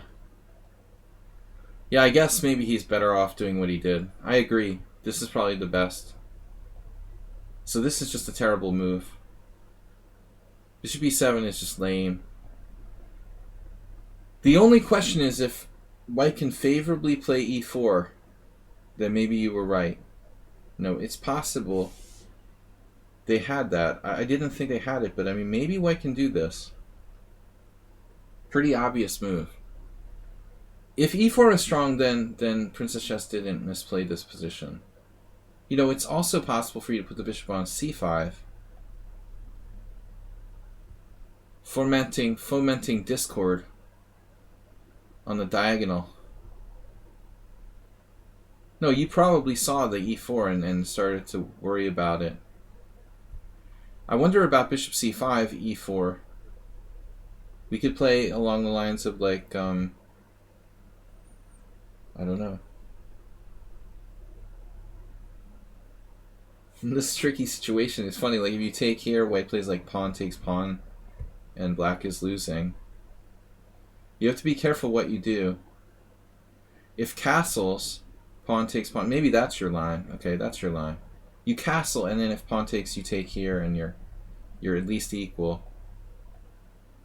It's not very exciting, though, I admit. So my problem is this, bishop d6, e4. If not for this, WJ Live, sorry you have to go. Thanks for making it. So black's better, according to the engine. Wow. So what's up with this line? Takes here? No, this line you have 95. Alright. That's cool. That's critical then. You have knight takes d3. He doesn't have pawn takes pawn because of knight e5, f4. And this is like unsound. Somewhat unsound for black. Guess who's next? But that's the key. Your advantage hinges on, and that's what I try to focus on in my streams, teaching people strategic ideas. The entire basis of black's advantage is the pawn on d5. If white challenges it or destroys it, then white is at least equal, or even better, maybe, because of the bishop pair. The normal plan is like the computer's recommending b3, bishop b2. I mean, he can play it like a kind of French or something like that. But that's not as scary. My scary feeling is what happens when white plays e4 here. d-e4, bishop e4. This is computer line. Just takes it and castle. Yeah, I mean, you can't be worse here. It's probably a draw, objectively. But I mean, bishop e7 is really passive for black.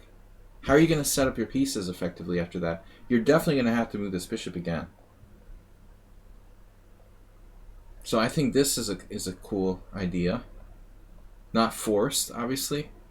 Yeah, now white can do other stuff. Well, that was a nice tempo. Yeah, I mean, I've had games like this with a lot of people in the French. It's equal. White should really play for c4, maybe. c4 at this point.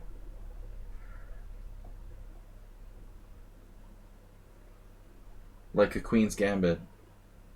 But at this point, it looks like black's starting to gain the initiative. I mean, maybe like here. Black's already like threatening tactics along the file. White's whole position didn't really unravel completely yet. Knight f3. Well, I mean, after knight f3 check, queen f3, bishop e5, you have really no problems. This is more aggressive. I mean, I would play this in a blitz game and offer a draw, probably, after bishop e5. Though maybe black's better here. This is kind of a funny position. I mean, the bishop isn't great. Yeah, maybe I wouldn't offer a draw here. It depends on who I'm playing. If it was a very strong player, I might offer a draw. With a weaker player, I guess I'm playing for a win. There's a lot of weaknesses around the dark squares. I don't really like this for white. I don't like those weaknesses on the dark squares. This looks kind of torturous, actually. What is he going to do? How is he going to keep those dark squares defended? I mean, it looks like a really ugly position to defend for white. Probably has to play like a4 and pray that he doesn't lose a pawn somewhere. This is definitely not fun. You know, for those of you who think that white is better here because he has a bishop versus knight, like, that's generally true. But the bishop needs a way to open the position for itself. It's hard to say this bishop is clearly better than knight and f6. It's not really doing anything. It's just kind of a stationary object. It's a good defender. It's holding c2. Has some pressure here. I'm not saying it's worse than the knight, but it's not better. But black is better here. He has a superior center on d5. The weaknesses in white's position are very, very obvious. So, Princess Chess isn't a technician, you know. I'm more of a technical player when I need to be. This is a good move, though. You know, I don't know. Maybe the other rook would be better, actually. In this case, because you might still play a5, a4. If you have to play rook e8, and I think this is a cool idea. I recommend it in a different position. But objectively here, probably the f rook. I'm not sure you're really gaining much. So we got that position. Now the a5 is not supported by rook a8. If we had rook a8, like if you could move your f rook to a8 right now, would you do it? You know, that's the question about where we place our rooks in the first place. Would you make that rook magically go to a8? Yes, because the idea of a5, a4 is so pivotal here. You have a break and white, you know, white is frozen. White has c4. So perhaps this is a good move.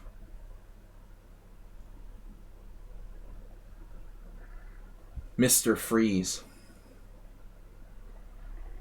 If white plays c4, I think he's equalizing, by the way, or close to it. Maybe we should freeze him. I don't know. Knight e4 is safe. You have no problem. But if he gets in c4, we have to be careful. Okay, knight e4 threatens knight d2. White can meet it. Take it is better, yeah. Yeah. Well, I mean, I know what you expected. If you want to win, you probably have to play like queen c3. This is what Schieberspieler or Anatoly Karpov would play. The other thing here that we should talk about, I did a lecture about a Spassky game once on chesslecture.com where he beat Beliavsky. Boris Spassky won this wonderful game against Beliavsky where it was like he just kept the queen and knight pair, this tandem of the queen and knight on the board. Man, I mean, the queen and knight can do a lot of devilish things. That pair of pieces is much stronger than queen and bishop. I think this is a situation where you want to keep the queen and knight on the board if you want to play for a win. In the end game, the queen and knight could be very strong. So I like queen c3. Computer sees other ideas. It's good. It's doing like rook d8. This is a draw. This is a dangerous move, actually. You know, the safer move is queen takes. Anytime you move a pawn, you're like weakening your position. Queen takes doesn't trade queens. I mean, queen takes trades queens, of course. So maybe you thought your practical chances are better. I think it's a draw either way. You still have chances here, though. You know, this isn't a bad gamble. Maybe queen c3, maybe queen b2. Maybe you can get the pawn on c2 somehow. But this is Deadville. Yeah, objectively now it's a draw. There's nothing anybody can do. Queen a5 was a bizarre move, but you just wanted to... I don't... You don't like a5. Princess Chess has a thing about rook pawn moves, I just noticed. I noticed this earlier, but I didn't mention it on the stream. Princess Chess has this like aversion to moving her rook pawns, whereas like a lot of strong world champions and great players love to move their rook pawns. Don't do rook pawns. I don't do windows. I don't do dishes. I don't do rook pawns. But Botvinnik and who else? Larson are two of the greatest players, two of my favorite top 10 players who are masters with the rook pawns. Princess Chess should learn a little bit from Warnacki. Rook pawns are great. Just ask Ponda. Ponda likes rook pawns. Ponda's a true rook pawn fan. He likes to play h4. It's his favorite move. Okay. So Princess Chess is done, guys. We're way behind schedule here. We've got 40, 50, 45 minutes left. Unsound. Somewhat unsound. That's a draw. I don't need to see any more. Man, where's somewhat? I gotta look up somewhat. I was looking up unsound. Alright, another win in a bad game from an opponent. But the reason I share is when I did trade it to a better endgame. Normally he doesn't like to trade queens. That's an old game, sorry. For the analysis today, if there's time, so mad I didn't win this. Did you like change the game or something? Alright, let's see. This is for the analysis today. CM d7 d6. So this guy likes to play d7 d6. You actually won the game, Princess Chess? Oh my god. I gotta go back now. Where is it? It's not in my history. Oh, there it is. Sorry, guys. I thought it was a draw. It's just such a draw. It's like I can't even bear to continue. It's alright. I don't want to cheat you out of sharing your draw win. Yeah, we might need some stimulants or something here to keep the stream going after this position. This is why I played the Kali system against the Slav. Let's see what happened though. It goes to a king and pawn endgame.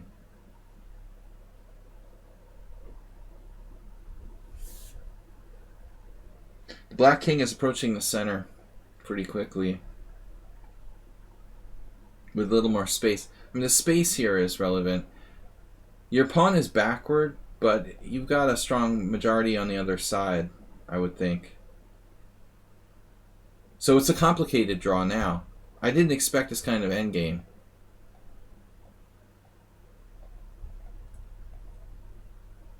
Oof. There's a very big idea in this position of d4. Temporary pawn sack. Oh my gosh. You know, this is hanging over the position. d4 check, king d5 at any moment could be a good idea for black. She does it next move. Oh, black just allowed it. Well, I don't know what suggests for white exactly. Black's king is better. He just allowed it anyway.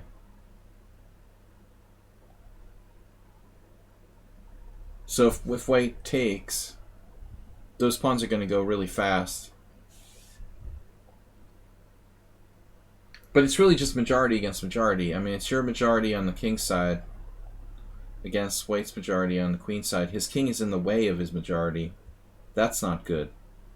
It's a very tricky endgame. You have to take now. Man, I mean, this is tough for white. Your majority's faster. You got a serious threat of f5, g5, f4. I'm not really sure how white holds this. Does he go back? Can he defend passively? Man, that's tough to play. According to the engine, h4 was best, and it's going to take you a while. Couldn't you play f4 though? So if h4, f4, pawn takes pawn, king takes pawn, this pawn is not that dangerous in a weird way.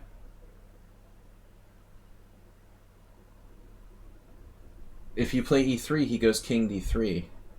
It takes an expert like endgame player to play this correctly for white. So although your majority looks strong, it's actually turning out really hard to get that pawn through. The minute you go here, white goes king d5. That might be a problem.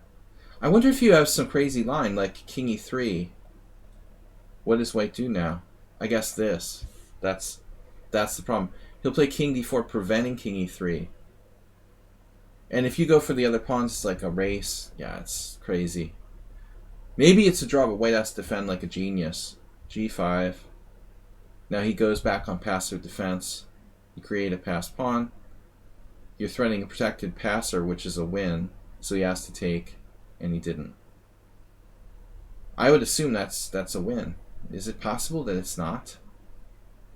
Maybe it's a force field. Wow, that's amazing if this is a draw after f3. It would be kind of crazy if that's a draw.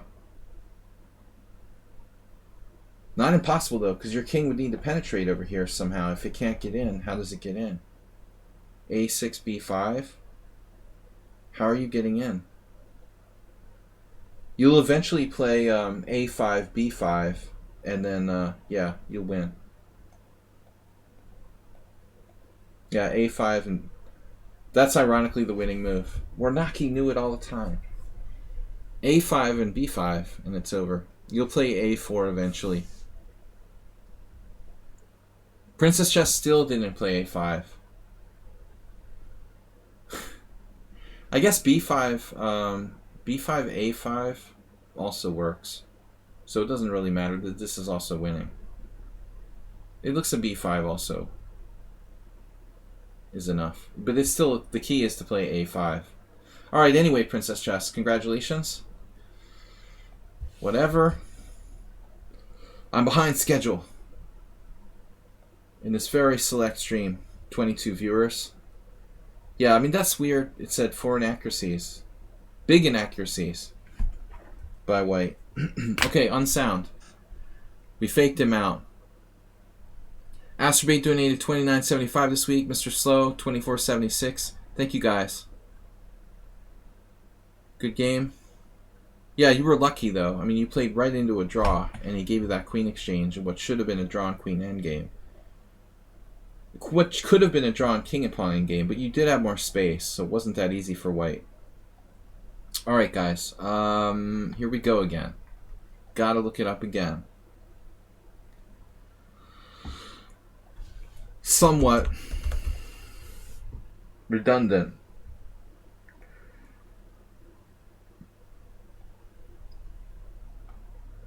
Someone on sound playing white. Guys, we're going to be back tomorrow with Blitz Chess 5+3. Please check it out. I know real analysis is painful, so we'll try to keep this brief. No, someone on sound is a serious dude. E4, C5. Yep. He does play this. I don't like the Smith-Morra, but, you know. I believe in free democracy. I still wouldn't hate him if he played the London system. But, you know, even if he's a Republican, as long as he doesn't support Donald Trump, I'll forgive him. You can still be a Republican and I won't hate you. You just have to believe in democracy. But D4, C takes D4, C3. Yeah, I don't support this. Alright, then the D3. Alright. So I've learned the hard way here that this is bad for black. Mr. Someone on sound. Because there's not enough time to analyze my game, I'll send another session. Dr. Tripp, that's fine. Appreciate it. We don't have that much time. I gotta go around 9 o'clock. We can save it for next week. D3, bishop D3, knight C6, C4. This is standard. I used to think, oh, black can just give this pawn back and it's a Marazzi and whatever. But someone on sound really knows what he's doing here. No, thank you, Mr. Doctor. Mr. Slowhand, Mr. Coffee, Mr. Doctor. I'm tired. So, this is much worse than you would think. You know, I played the Marazzi a lot. It's worse than a standard Marazzi for black. I guess I maybe need more practice, but I don't feel like going out of my way. So we got something interesting here. G6, knight C3, and bishop H6. Now that's funny. I've seen this idea mentioned in the Marazzi. Actually, let's do a little comparison shopping here for a second. Let me see if we put in a normal Marazzi. I swear I've seen this before. E4, C5, knight F3, knight C6, D4 takes, knight takes, G6, C4. Now, bishop H6. Yeah. Is move 11 still here? I feel like move 11 had a game or showed me a game or knew of a game or we looked at this a couple years ago. I don't know if he remembers. Yeah, it's been played by Tivyakov in the Marazzi. I mean, the idea itself is that trading in dark square bishop is often a strategy in the Marazzi. Black has less space, trading pieces is a good idea. I imagine there may be some slight tactical problems with this move. He's played it against good players, Smades, Beshukov. I mean, I don't know. It can't be that bad, I guess. But the idea is quite similar.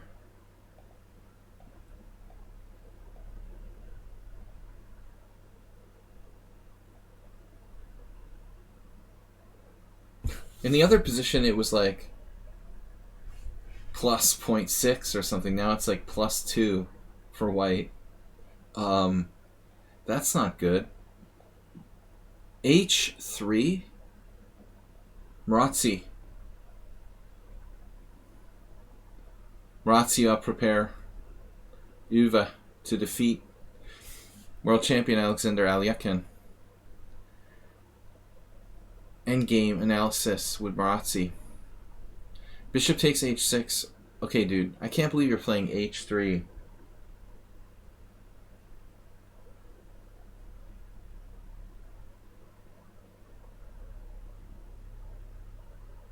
So the idea for someone on sound is that h3 prevents knight g4. So if queen d2, you're concerned about knight g4.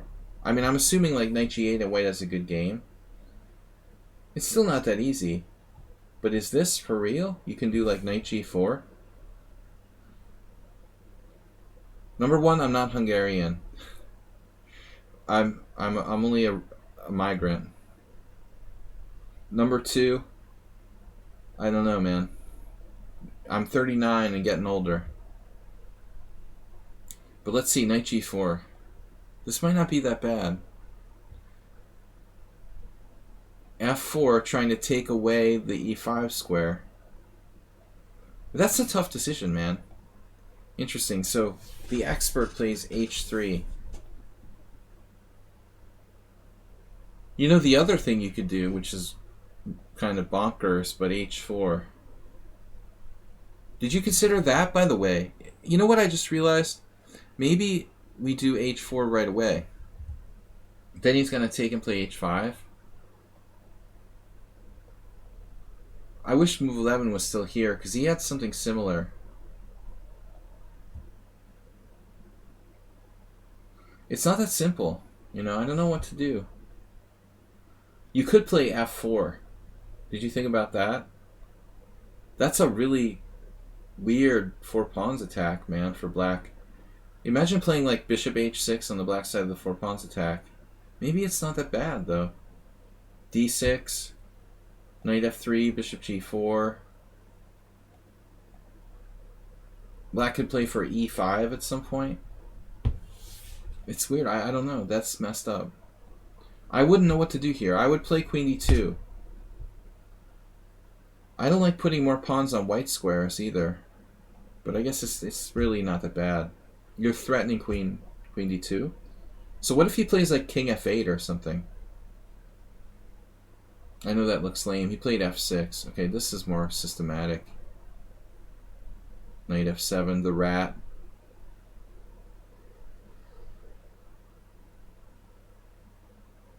I mean, knight f3 looks... It looks kind of empty. But already we have too many pawns on the white squares. And I want to play f4. But it does look hollow. This is disturbing, dude. The senior championship, LVN 2K. Laverne. Levin. I never tried to make up a name for him. We just called him LVN 2K. Knight h6, h3. This feels lame. Queen e2, knight f7, knight f3. Yeah. I guess it's never too late to play h4. That's what you did. You went nuts. Yeah, well, it's understandable. Castles, queenside. Obviously, a feeble player would play castles, but that's nothing for someone on sound. He's turning into Sam Shankland. Castles, queenside. Romantic attacking player on the way now. h4, bishop g4. I mean, the problem is when you play h5, black can play g5, and it's shut up. Shut up, man! h4. Can you just shut up, man? I saw someone has a coffee mug with that on it. One of my friends now. You can get your own Joe Biden coffee mug. h4, bishop e6.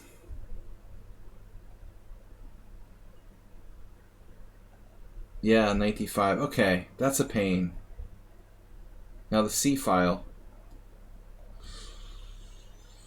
I don't know. I don't really like black rushing it here with bishop takes knight. I'm not sure I really want to do that.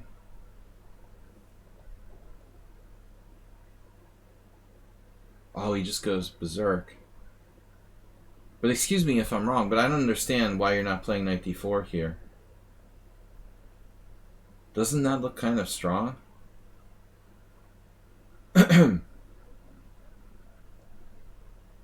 I think this is a problem. Maybe black can survive. Maybe he can survive by playing like queen e7, rook c8 and knight d8 and trade off your knight on e6. But it's going to be close. Between h4, h5, f4, knight e6. Are you sure this is possible? Do you have this? Damn.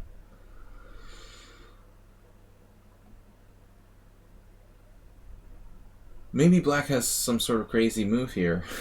Like rook c8. Check. But it looks like he's losing the exchange. So I want to pull the oracle out. The computer thinks that white is like clearly winning after knight d4. It took it a little while. Risky to occupy that devastating outpost with a knight. I know. No, but I mean, honestly, like, I think you need to exchange, avoid exchanges in this structure. My fear is this. Yeah, you've got to calculate that. So, what are you going to do? Maybe king b1, let him take this and hope it opens lines. That's another option.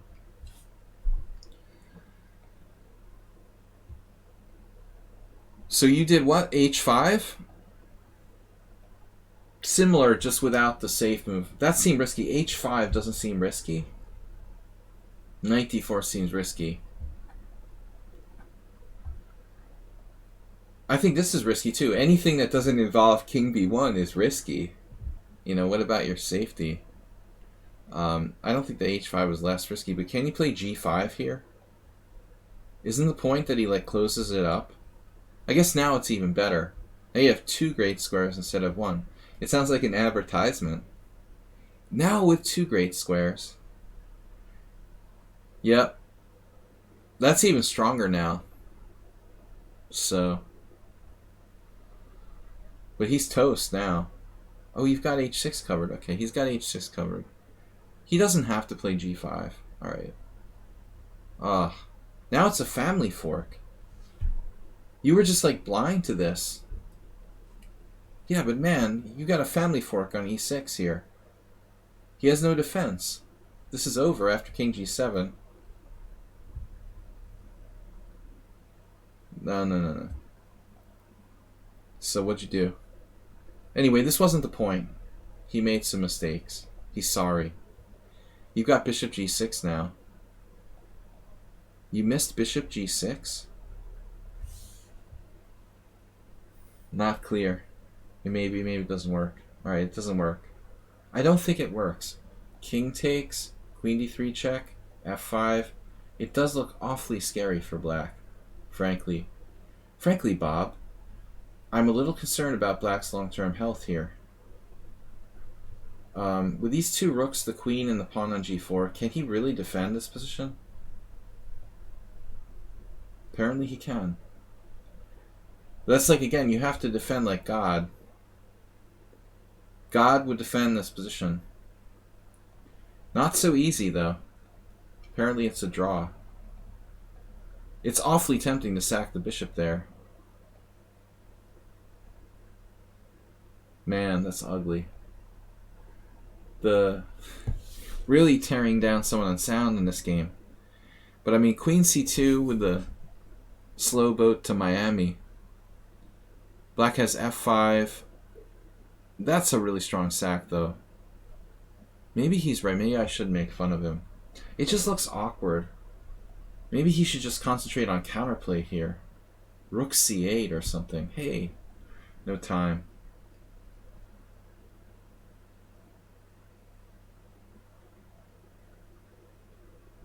He's in big trouble, but maybe he can play knight g5 and try to live. I agree, this is really ugly. Queen c2 was awkward, creepy, slow. Now you gotta sack. I can't believe you didn't play bishop takes f5. This doesn't work. How can this not work? I mean, come on. Bishop takes f5, pawn f5, queen f5. You're lifting this rook up and over here?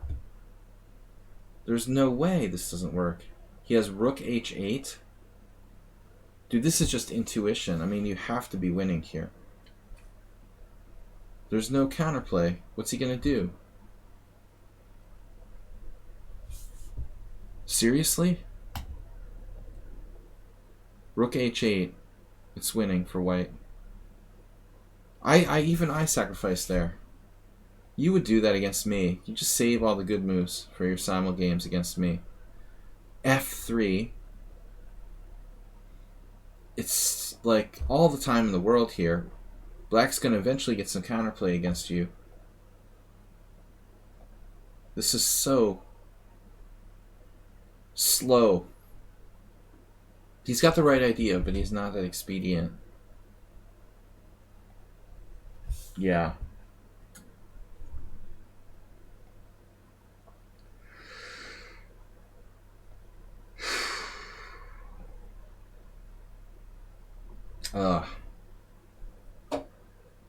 Dude, it's another slow motion move. You're like the Doctor Slow motion attack. E5 is pretty strong though. It's over. Rook h8. Is there anything more direct? Rook h8, rook h8, knight h8, rook h1, knight f7. I guess it's just both moves are good. e5 or rook h8 here. I guess you're still going to have to do it. You're still going to have to do e5 to break through, even in this line.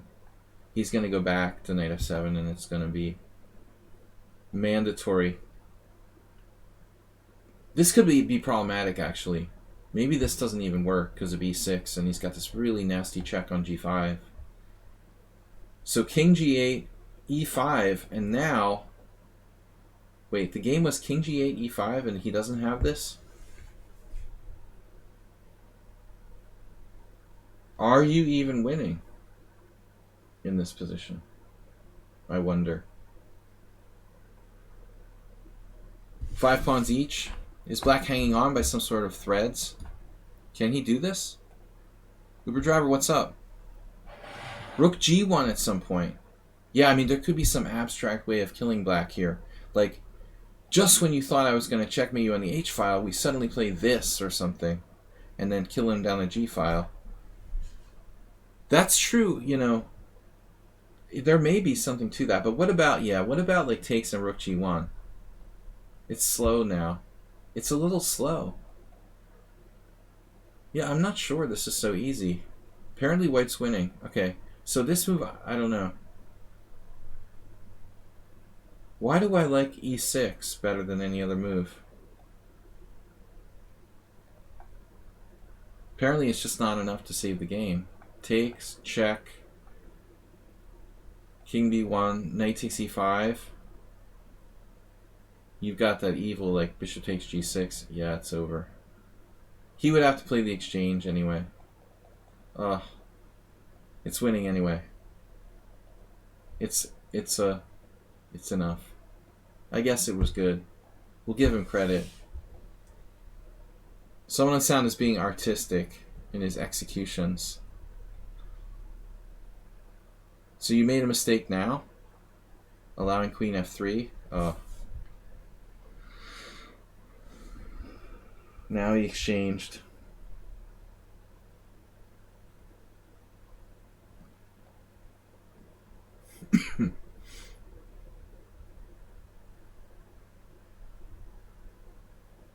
But why didn't you play e6 now? Queen f4 check. But ultimately, that's one check. He's still going to have to play like queen f6. So this was seriously a mistake. The obvious e6, he has to play queen g7. I guess. Queen f4 is like game over. Queen g7.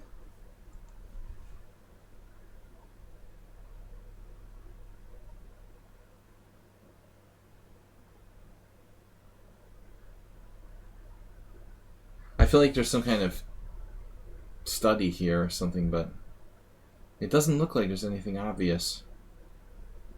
What are you going to do? The pawns are pretty strong. I mean, I guess he's got some sort of d6 ideas. Maybe right away. It's possible like d6 is some sort of amazing move. Does that work?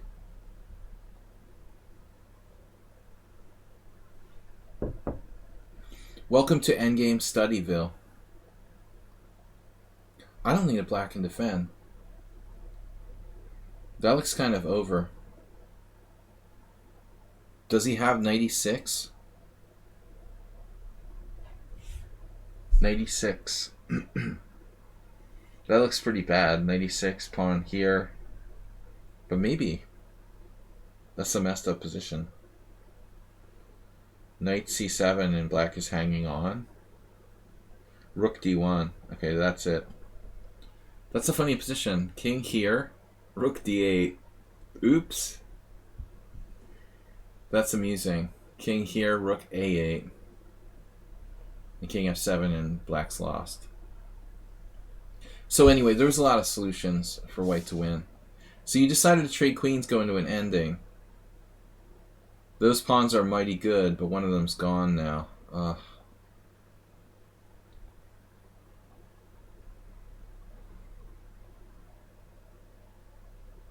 Dropped a piece here. So you had him. Just when he goes into the end game, he loses it. If he just kept the queens on the board, he would have been winning. So what's this? I guess this is winning, huh? That's pretty nasty. This is like someone that sounds ironic way of telling me he should never trade queens. Totally over. Yeah. Normally he doesn't trade queens. No. Sorry, man. Don't forget to trade queens. Yeah, just take them as they come, I guess. Don't be too focused on it. So Bogey Night, Mr. Slow and Sadamasa are left. I don't have a lot of time or try to get to these games. Thanks, somewhat unsound. That was a bad way to lose. Alright, game for today's stream. This might be Bogey Knight's first submission. I don't remember if he submitted games for the subscriber stream before. Alright. We are white? No. Flipping it up. Somebody played c4. Unbelievable. The guy's got to be like 2200. No, he's 1996, and he knew to play d4 and c4. That's unbelievable. On lichess.org, they knew the best two moves. Someone on sound, thanks, man. It's hard to get these analyses in an allotted time. The game is too complicated to fit into this restricted amount of time. Thanks for the donation, 500 bits. So Grunfeld, a lot of people are playing h4. That's the Panda's favorite variation.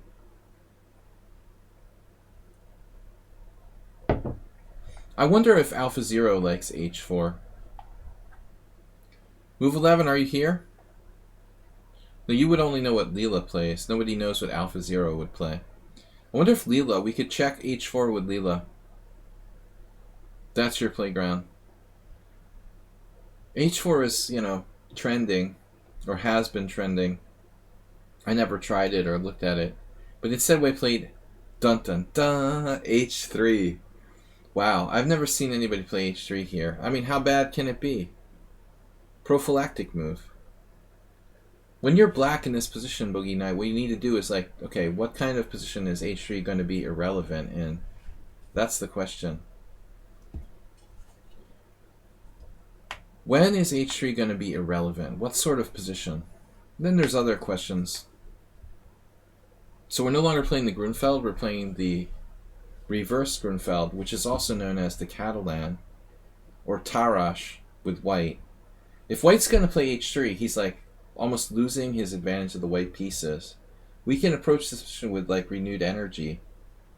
Bishop g7 is obviously a good move, but I would seriously start to think that maybe we can start even playing c5.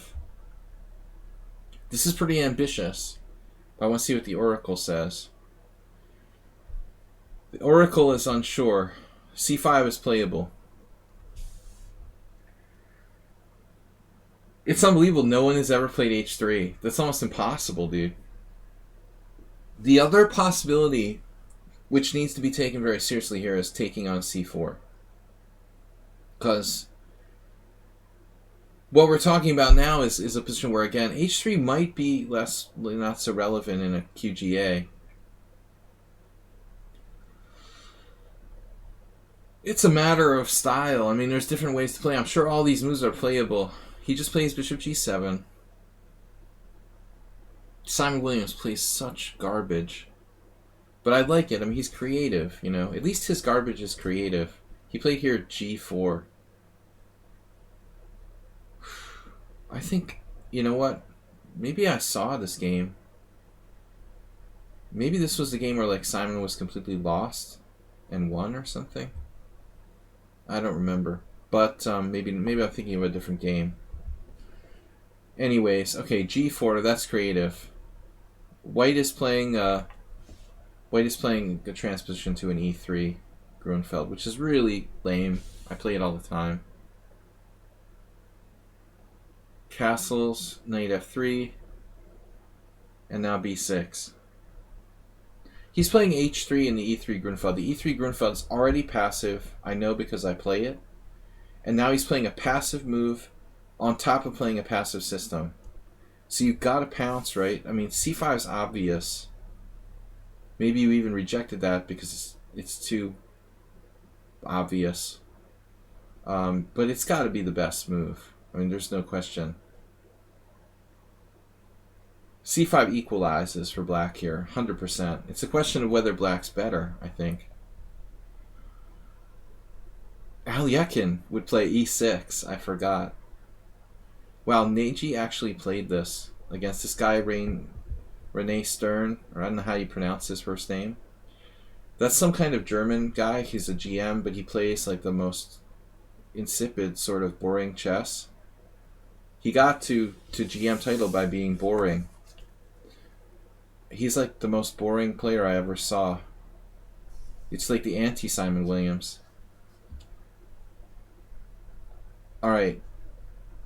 Now c5, yeah, that's the right move. Alyekin's idea was to play this in the e3 Grunfeld to recapture with the e-pawn, and then Botvinnik followed after him. It looks stupid, it looks like you're blocking your bishop, but the idea is take back with the e-pawn, and then ultimately you have a plan of b6 and c5. It's hard for white, because I play with white, it's hard for white to generate any sort of play or plan. And you're just going to do like e6, b6, bishop b7. Look in Botvinnik's selected games. There's a game in that line. But I mean, h3 is even stupider now. With this bishop unable to advance to g4, it looks like h3 is completely irrelevant. It would be more tempting to play c4, c5 after e6.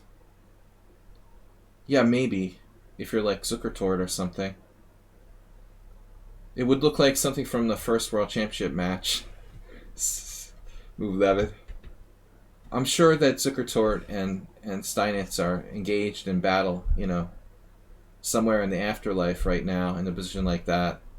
I'd rather not think about white playing c5 though. But yeah, I guess technically you've got to be right, like set up for white though. I don't like the idea of c5. It's not normal. Zuckertort would just like do it in any position. No, here actually b4. The suggestion of the engine is a kind of Makaganov. Makaganov with h3 is like ridiculous though. Okay, b6 is a cool move. That was messed up, man. There was a Ferenc Portish game with black, and now there's a Ferenc Portish game with white. How weird is that? Look, that's the brother of the Grandmaster. He's like a IM, or I can't remember if he's an IM or FM, but I think he's an IM. There may be two brothers, I can't remember. But that's not the Grandmaster, Lajos. Knight f3, b6. It's funny, now he's got a game with white. What are the chances? Almost zero. h3, e3, Grunfeld. Bishop d3. Now we just got like a Queen's Gambit accepted. You know, I feel like black did something... I almost feel like black did something wrong. h3 is not that bad. It's irrelevant, I admit. At least he won't get back rank mated. But I wonder about this. I think that takes on c4 may be a mistake.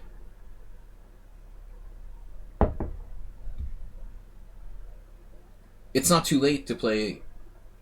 Maybe it is too late to play Alyekin's plan, because white's threatening e4. So first you have to play bishop b7. I think bishop b7 with the idea of e6 or c5.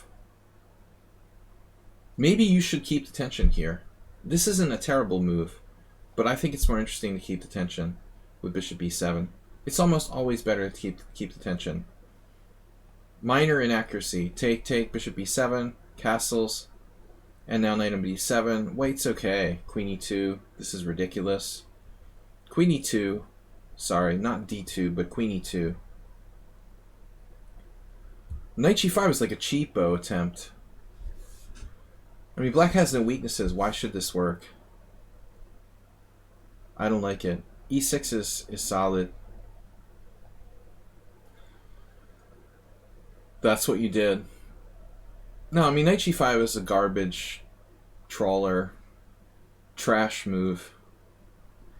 It's incorrect and deserves to be punished like Donald Trump.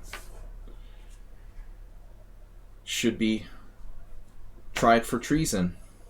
Like this knight on g5 should also be tried for treason. Breaking fundamental rules. Like moving the same piece twice in the opening. Acerbate, do you know what I'm talking about? Computer doesn't even play e6. It's just like, whatever, I'll play c5. So he literally doesn't have a threat. Queen b3 is our fear. No, this is what Boogie Knight and I also would be concerned about. Queen b3 with a serious threat. Now we have to play maybe queen e8.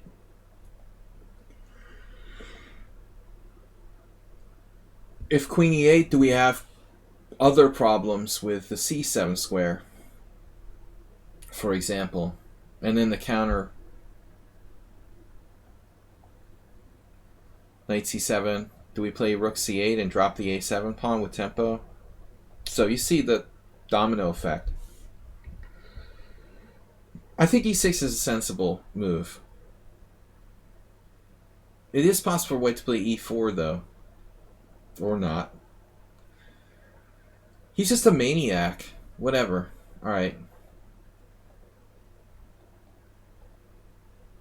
Okay, so what is this? I guess white might be okay at best. But generally speaking,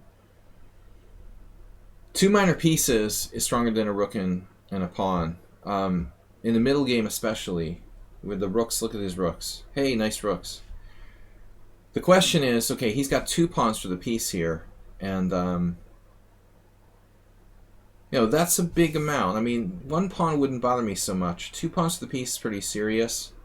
The c5 break is key. His pawn on d4 is very strong.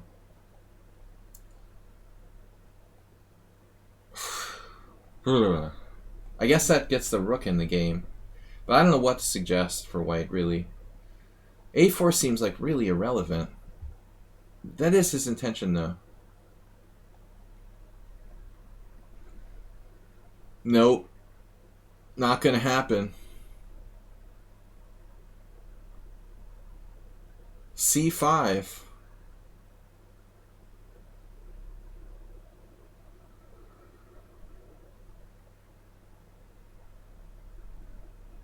Alright.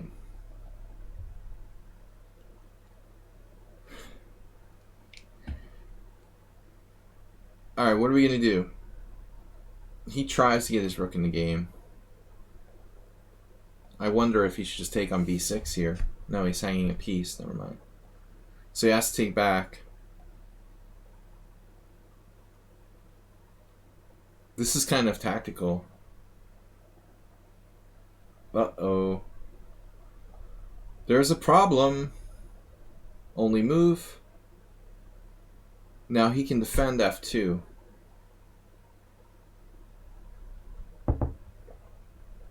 Does black have more than a draw, let's say, or more than equal? This a5 wasn't so stupid. He got his rook into the game. At first I thought it was a weird move. Alright. Now how do we finish him off here? If we can finish him off at all. It looks like I'm having second thoughts. I thought black was clearly better, but I'm really worried now. We don't seem to have any sacrifices. I don't think you're in danger. but I'm not sure you're winning. It's going to have to involve the white squares, and the problem is we can't get him on the white squares. He might even play f3.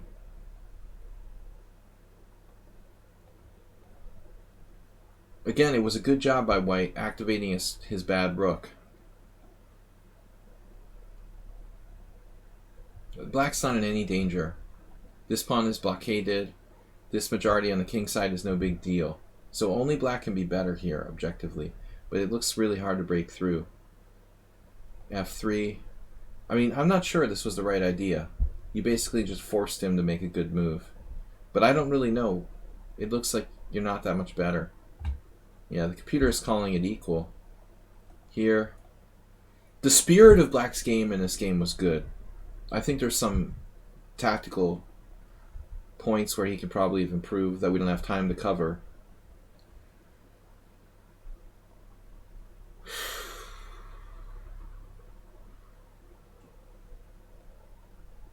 It's just not enough. Now it's actually dangerous. White has a passed pawn. We have to be careful we don't overstep reality.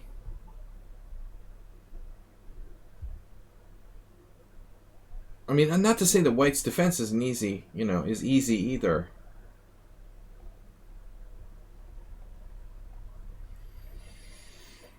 This was a good battle.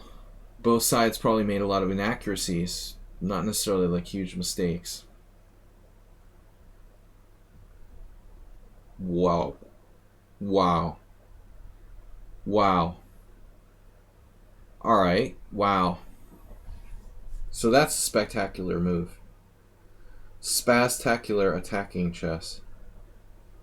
My problem now is that what if white doesn't take anything? So taking the bishop is bad. Taking the knight is bad. My problem is that I'm not sure black has a huge threat. There is knight e2 check. There's bishop g2. I'm thinking that white might still be okay, even after everything. Bishop f3 and all. It's easy to panic here. And he takes and gives up the queen. But objectively, what's happening? You've got two pawns and a rook for white against two minor pieces. Black's very active, but is it enough? I mean, white must have a better move.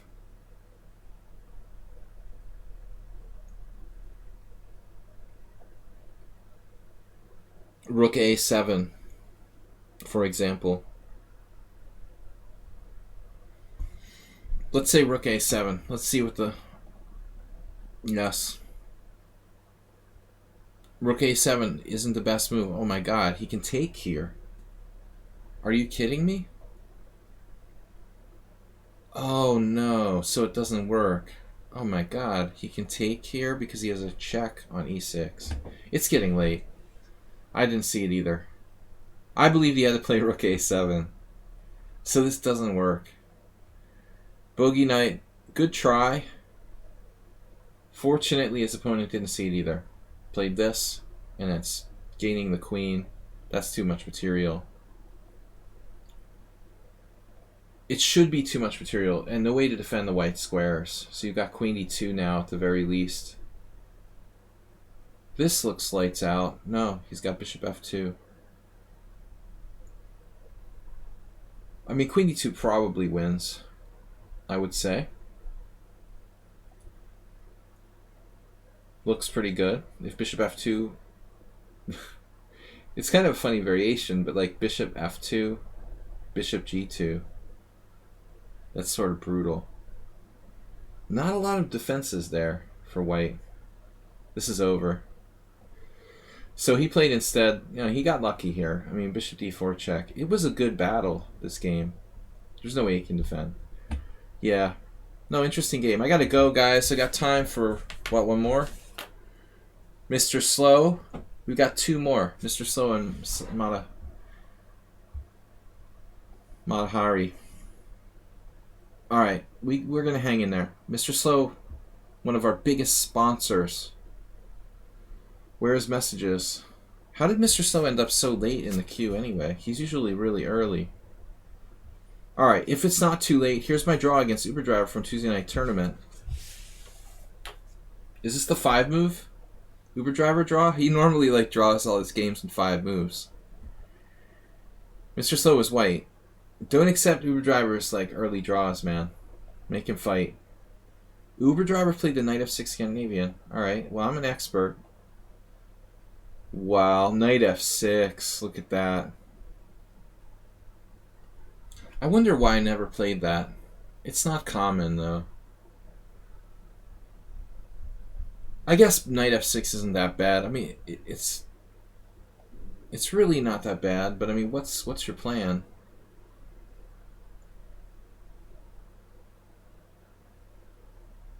My only line that I like is like Knight b6, g6, and Bishop g7. This is very rare. David Bronstein played the game in 1979. But I mean, there's no active way to play this for black. It's just a kind of passive position, I would imagine.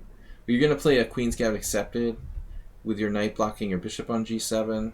What is this? It's not great. Knight c3 is actually surprising me. I thought he would have e5 now. Interesting. Why doesn't black play e5? Even if it costs a pawn. Of all people, Uber Driver who plays the... What's it called? The Knight e4? Budapest? The Fajarowitz? How can you not play e5 here? Damn, dude. You gotta play e5. It's close to like a Marshall variation. 2 people played d5 with white. That sucks. What is the deal with this position? I mean, this has got to be playable. e5, d takes e5, queen d1 check. Man, Ochotnik. Ochotnik lost. It was 1990. Ochotnik was 2450 in 1990. Queen d1 check. Man, Uber Driver, how could you not play e5? Knight c3 is like a blunder. And the engine wants to play it. That's funny, man.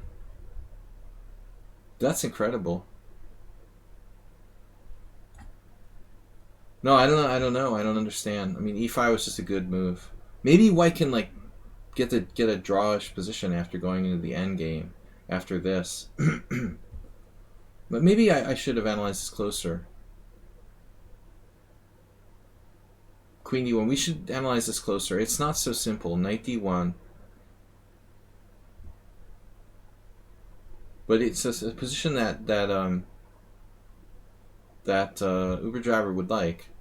Knight e4. Compensation. Summon on sound. It's basically, I mean, could this transpose to some kind of weird Albin sort of gambit? You know, this is kind of interesting. So that's a cool line. Anyway, this is passive. I mean, it sucks for black. Honestly. I played this once by transposition against Mihawk. I've mentioned this like numerous times with a different order of moves. I played, what was it? I guess my knight was on b6, huh?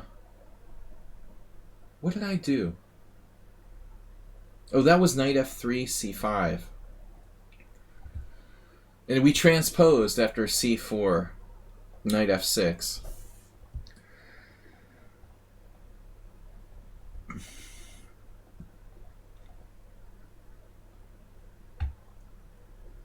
I can't believe this is a variation.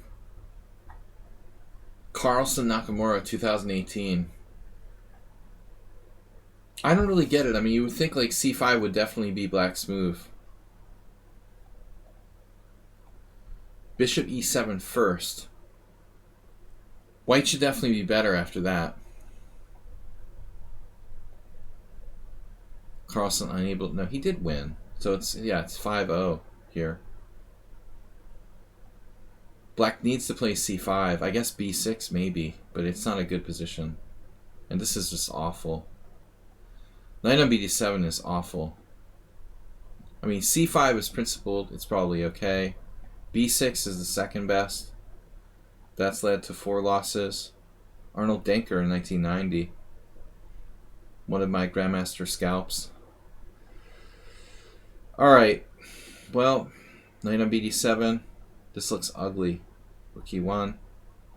So Mr. Slow here, novelty. Maybe the other guy's move is better. I like the idea of maybe playing rook d1. Queen e2, they're both good moves, but I like queen e2 better. We could have sacrifices on e6 like the last game, but a better version. Rook e1 is definitely a good move. I bet the engine would play something like bishop f4 now. Just bishop f4. Bishop g5, I don't think it's great. He's real solid there. If you play bishop f4, you're haunting this diagonal, and you're just kind of keeping him compressed. Is c5 a problem? Then you kill him with knight b5. Yeah, I mean, what's black going to do now? Like, play c6? This is horrific position for black. Imagine playing, like, Leela or something. It would, like, beat itself every game in this position 100 times in a row. I mean, this is awful. Black is spatially finished. You have no chance of survival with black in this position. They're calling it the Scandinavian Defense Marshall variant. Everything is the Marshall variation. So the game bishop g5 I don't like. I don't like this, Mr. Slow. It's playable, but it's not logical. You don't want to trade pieces with the space advantage. You could play h3, but I think, the key is that c5 break. I don't want him to get the c5 break. Bishop f4, probably black should play like maybe a6, hoping that he can play c5. That looks more combative. Maybe even knight h5, which is crazy, but bishop g5 is wrong. But meanwhile, like, Uber Driver's thing seems to be playing for time. He's used 30 seconds for the whole game, just playing this trashy position. Perfect. And that's ugly. And now you've got the c5 semi. It's basically a semi-Slav now. This is a strong semi-Slav for white. Dude, you can do like a pawn sack. It's not even a pawn sack. This is just like, speaking of c5, where's move 11? If there's ever been a c5 moment, this is it. Maybe you wait a move until he plays bishop b7, I guess. So let's Uber Driver became this like bullet player, I guess. I don't know what happened. He used to think more, but lately he seems to just play like bullet. White has lots of moves. a3, h3. I like these kind of waiting moves. Obviously knight e5, but I don't want to trade pieces. I guess he can't, though. Knight e5 is a strong move. Knight e5 is strong. He needs to find a way to trade pieces. Maybe something crazy like this. No, he can't. He can't. Knight e5 is strong. He keeps an eye on this. Then on bishop b7, we hammer him with c5. That bishop looks stupid. Now after c5, and he's in big trouble. Anyway, white has a huge advantage. +2. Something like +1.5 +2. So, but what happened? You did d5. This might work, but I was scared of the open file backfiring against us. Wow. It's a c3 Sicilian idea, so he made bishop g5 actually work. You played it exactly like a c3 Sicilian.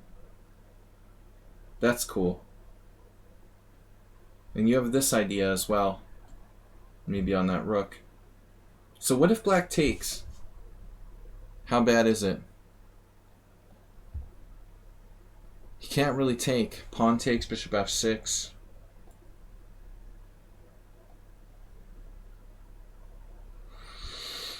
I mean, it's awful, but it might be playable.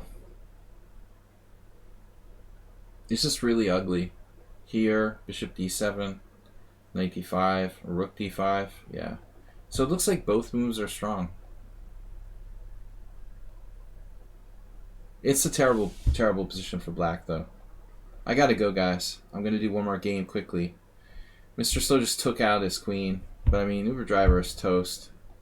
He's completely toast here. Could he play bishop takes d6? That's the question. This may have been a serious inaccuracy. He has bishop takes d6.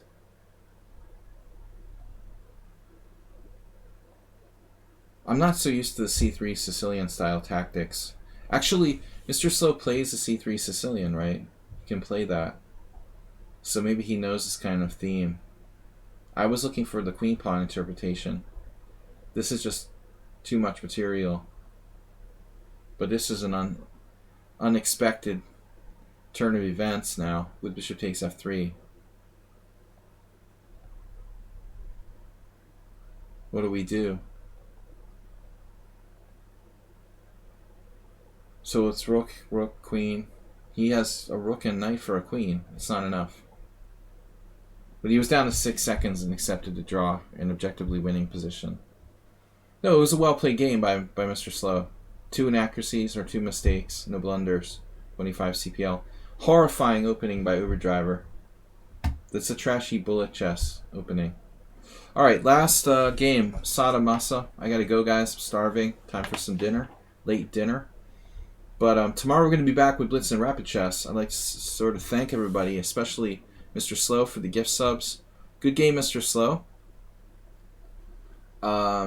It's interesting to see the 2 interpretations there with c5 versus d5. The way you went for the c3 Sicilian type of d5 thing. I like bishop f4. That's like a computer setup. Black like gets into... It's basically like middle game Zugzwang after bishop f4. Literally. I've had this type of position with black against computers. It's literally middle game Zugzwang. If you find a way to play like h3, bishop f4, he can't trade pieces and he's paralyzed. I've had awful experiences against engines. That's why I don't play them anymore. Maybe he has a way after you play bishop g5 to try to trade pieces that he missed. Because the way it went down, he just, walked into a classic d5, c3 Sicilian sort of shot there. I didn't see it coming. Alright, Sada Masa was the last game on the list. Inbox. But Dr. Tripp postponed his game to give us time to do this. So thanks to him. This is Greg the Barber against Sada Masa. The Butcher.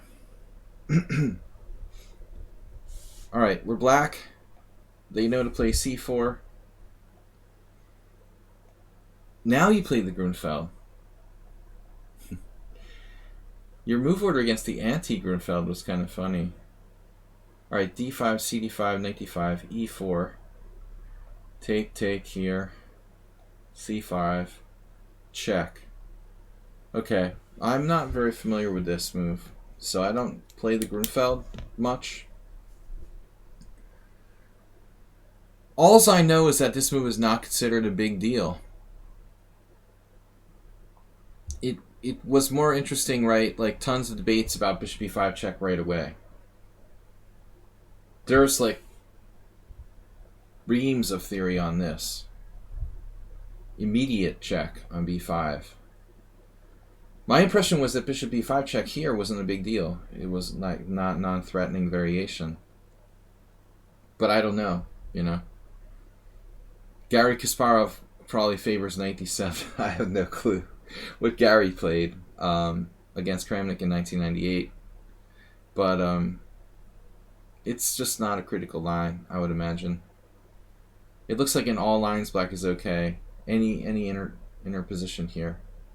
But on on the topic of perception of different types of positions, I think this is the most ambitious move.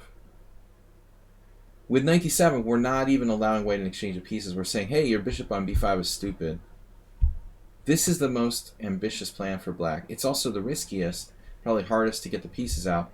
This is like the safest one, I would imagine. Svidler, Kamsky, Topalov. And knight c6, I don't know. It also looks good. That was Gary's choice. So you have 3 good moves. Played knight c6. Castle. I've never analyzed this. There's a Tiemann game from 2000, man. Tiemann was already not competing much. I don't understand what this is. Castles, d5. It should be completely fine for black. It's like an inferior rook b1 variation or something. So this is my friend Petrosor. Romanian I am. We played in the Hungarian Team Championship once. So why is this bad? Is there something wrong here after 95? We just get a similar line to the rook b1 Grunfeld, but it's not as good, I guess. Our guy is trapped there. So this is really unpleasant. We can't play 95. I don't know the theory at all here. So it turns out it's like queen a5. If Kudrin played it, it's probably good. He's one of the best Grunfeld players I know. That's a 1987 game. White's better according to the engine in this line. Solid plus 0.7. Knight a5 doesn't really feel attractive. That's the Pomniachi. Yeah, man, this looks like problematic. Wow. If d5 is a really strong move, then we have to change our previous move. This might be a problem, honestly. I mean, bishop takes c3, Wesley So, and Wagner, or Wagner, I guess you say, German GM. So this is computer. Mr. Sohan, thank you. I'll see you on Sunday. We have a streamer battle and the simul on Sunday. The computer likes bishop takes c3, but that is very sharp. But I mean, the fact that Wesley So played it and this Wagner or Wagner guy from 2020 makes me wonder. You know, they must have analyzed this. Both are strong GMs. Obviously, Wesley was weaker in 2012. That seems to be the best move according to the computer. But I wonder if you should go back and play a different line, honestly. This is the most aggressive.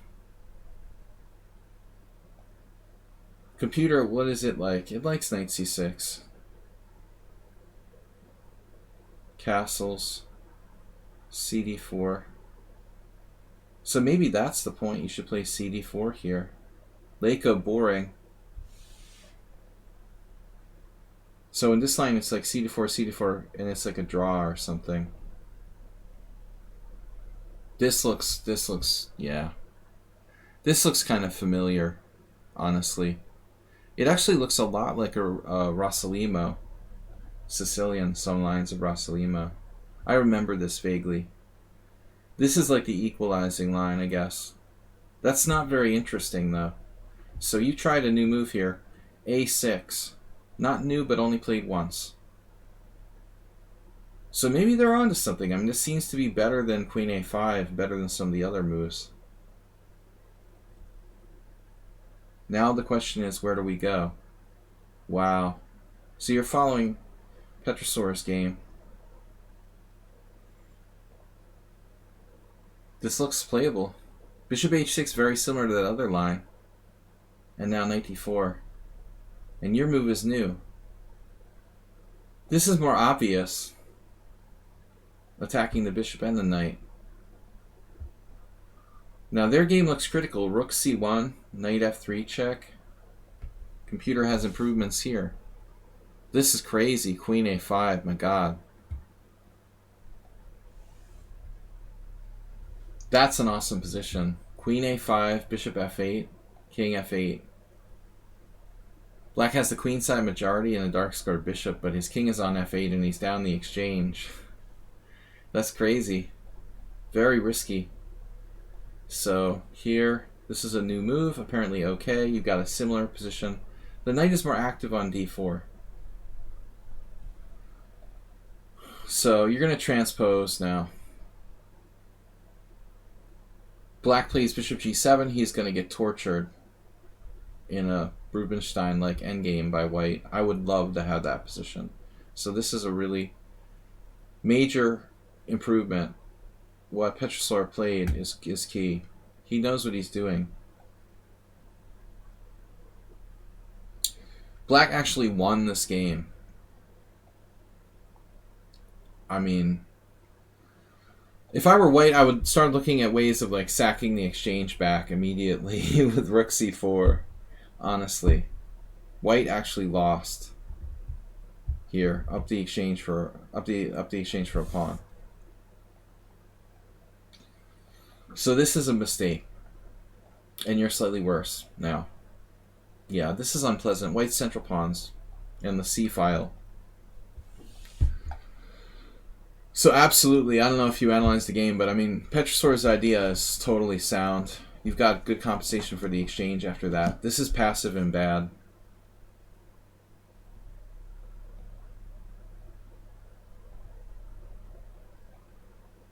Now you can blockade with queen on d6. But the b7 pawn is the other problem.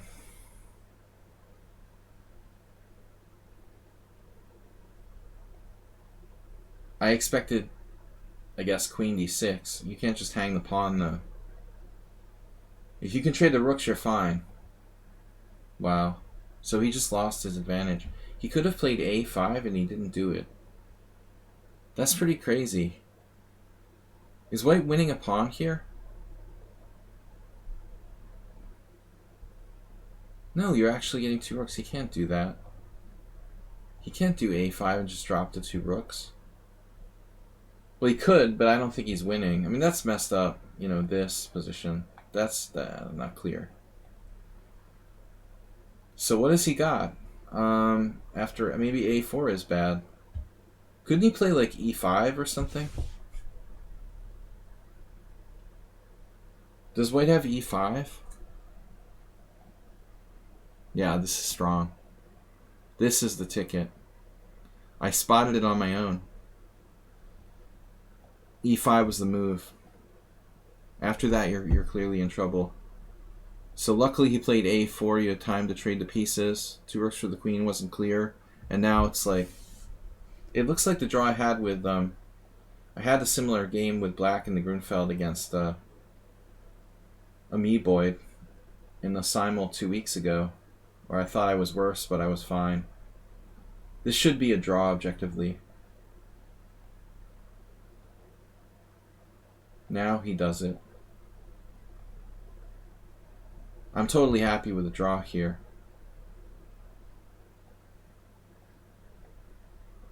But theoretically now, you have the further outside. You have a passed pawn in play.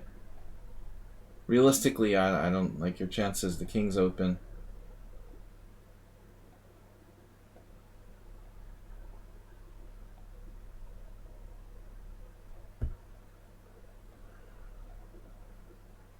If we can get a draw, we're happy. I think. I'm happy at least. I don't know about you. Yeah. And you dropped a piece. He actually traded queens. Whoa. You don't drop a piece, but I mean, you're trading pieces. Queen takes, queen takes. Do you have queen f4 check? No. You have to take... This queen ending looks rough. Very tough queen endgame. 3 against 2. I wish we didn't have to get that. Do you have a better move somewhere? That's interesting, though. Very tough queen endgame after queen d5.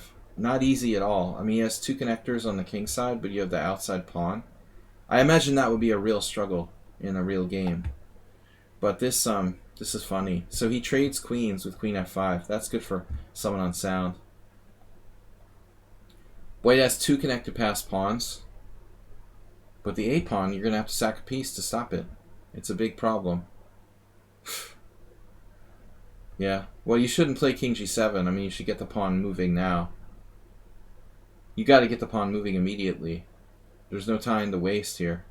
You're lucky you can even waste a tempo on that. I don't like this plan. I mean, I think you ought to just go with the pawn. Don't mess around. The pawn needs to go immediately. I mean, you can probably play a5 first, I would assume. Normally we want to centralize the king, but not here. I mean, you've got to get him to sack his bishop for that pawn. There's no time to mess around. You've got to go with that pawn. I don't think that centralizing the king is right. Normally it would be in any kind of endgame, but that might even be a tempo for him with g5 later on. So that doesn't help you. You're lucky you're still holding the game if you are. Wow. So you're going to do bishop e8. I thought maybe you have bishop b7, bishop e8, bishop f7, or bishop e8. What's happening here? It's a draw. Yeah, that's easier. You were threatening that. Okay. This is weird, man. I mean, maybe you're trying to win on time or something, but I'm going to hold a draw. You know, I'm not going to risk losing this position. Here, obviously, bishop f7. You're totally, like, in danger of losing. Again, like, it looks like here. You could so lose this position. You're lost now, according to the engine. It's probably not too late to play bishop e4, right? No, he takes on e6. Oh, crap. Now we're probably lost anyway. How's bishop against 3 connected passed pawns? Not great. Yeah, that was poor. You gotta see this. You know, bishop here to hold the game. And if he gets his king on these squares, or gets over and gets your a pawn, you're done. Oh, he just gave you his h pawn, panic style. So after h6, you're probably lost. Is this a draw somehow? I mean, I can't imagine. You're lost there. So what happened in the game was he gave you his h pawn, and then it's questionable.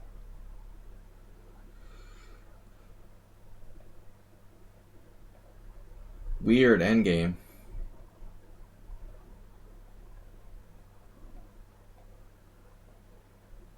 You're lost in mate in 24. Anyways, this wasn't the way it was supposed to happen. Alright, guys. Thanks for sending in the game. Interesting line. The exchange shack looks good there. I gotta go, guys. Time to wrap it up. I'm a little late. Thanks, everybody, for watching. We'll be back tomorrow morning with Blitz and Rapid Chess here on lichess at 11 a.m. International Master William Pascal. Thanks, everybody. Bye-bye. Thanks to Mr. Coffee for being our mod. Thanks, guys. Appreciate it. See you later.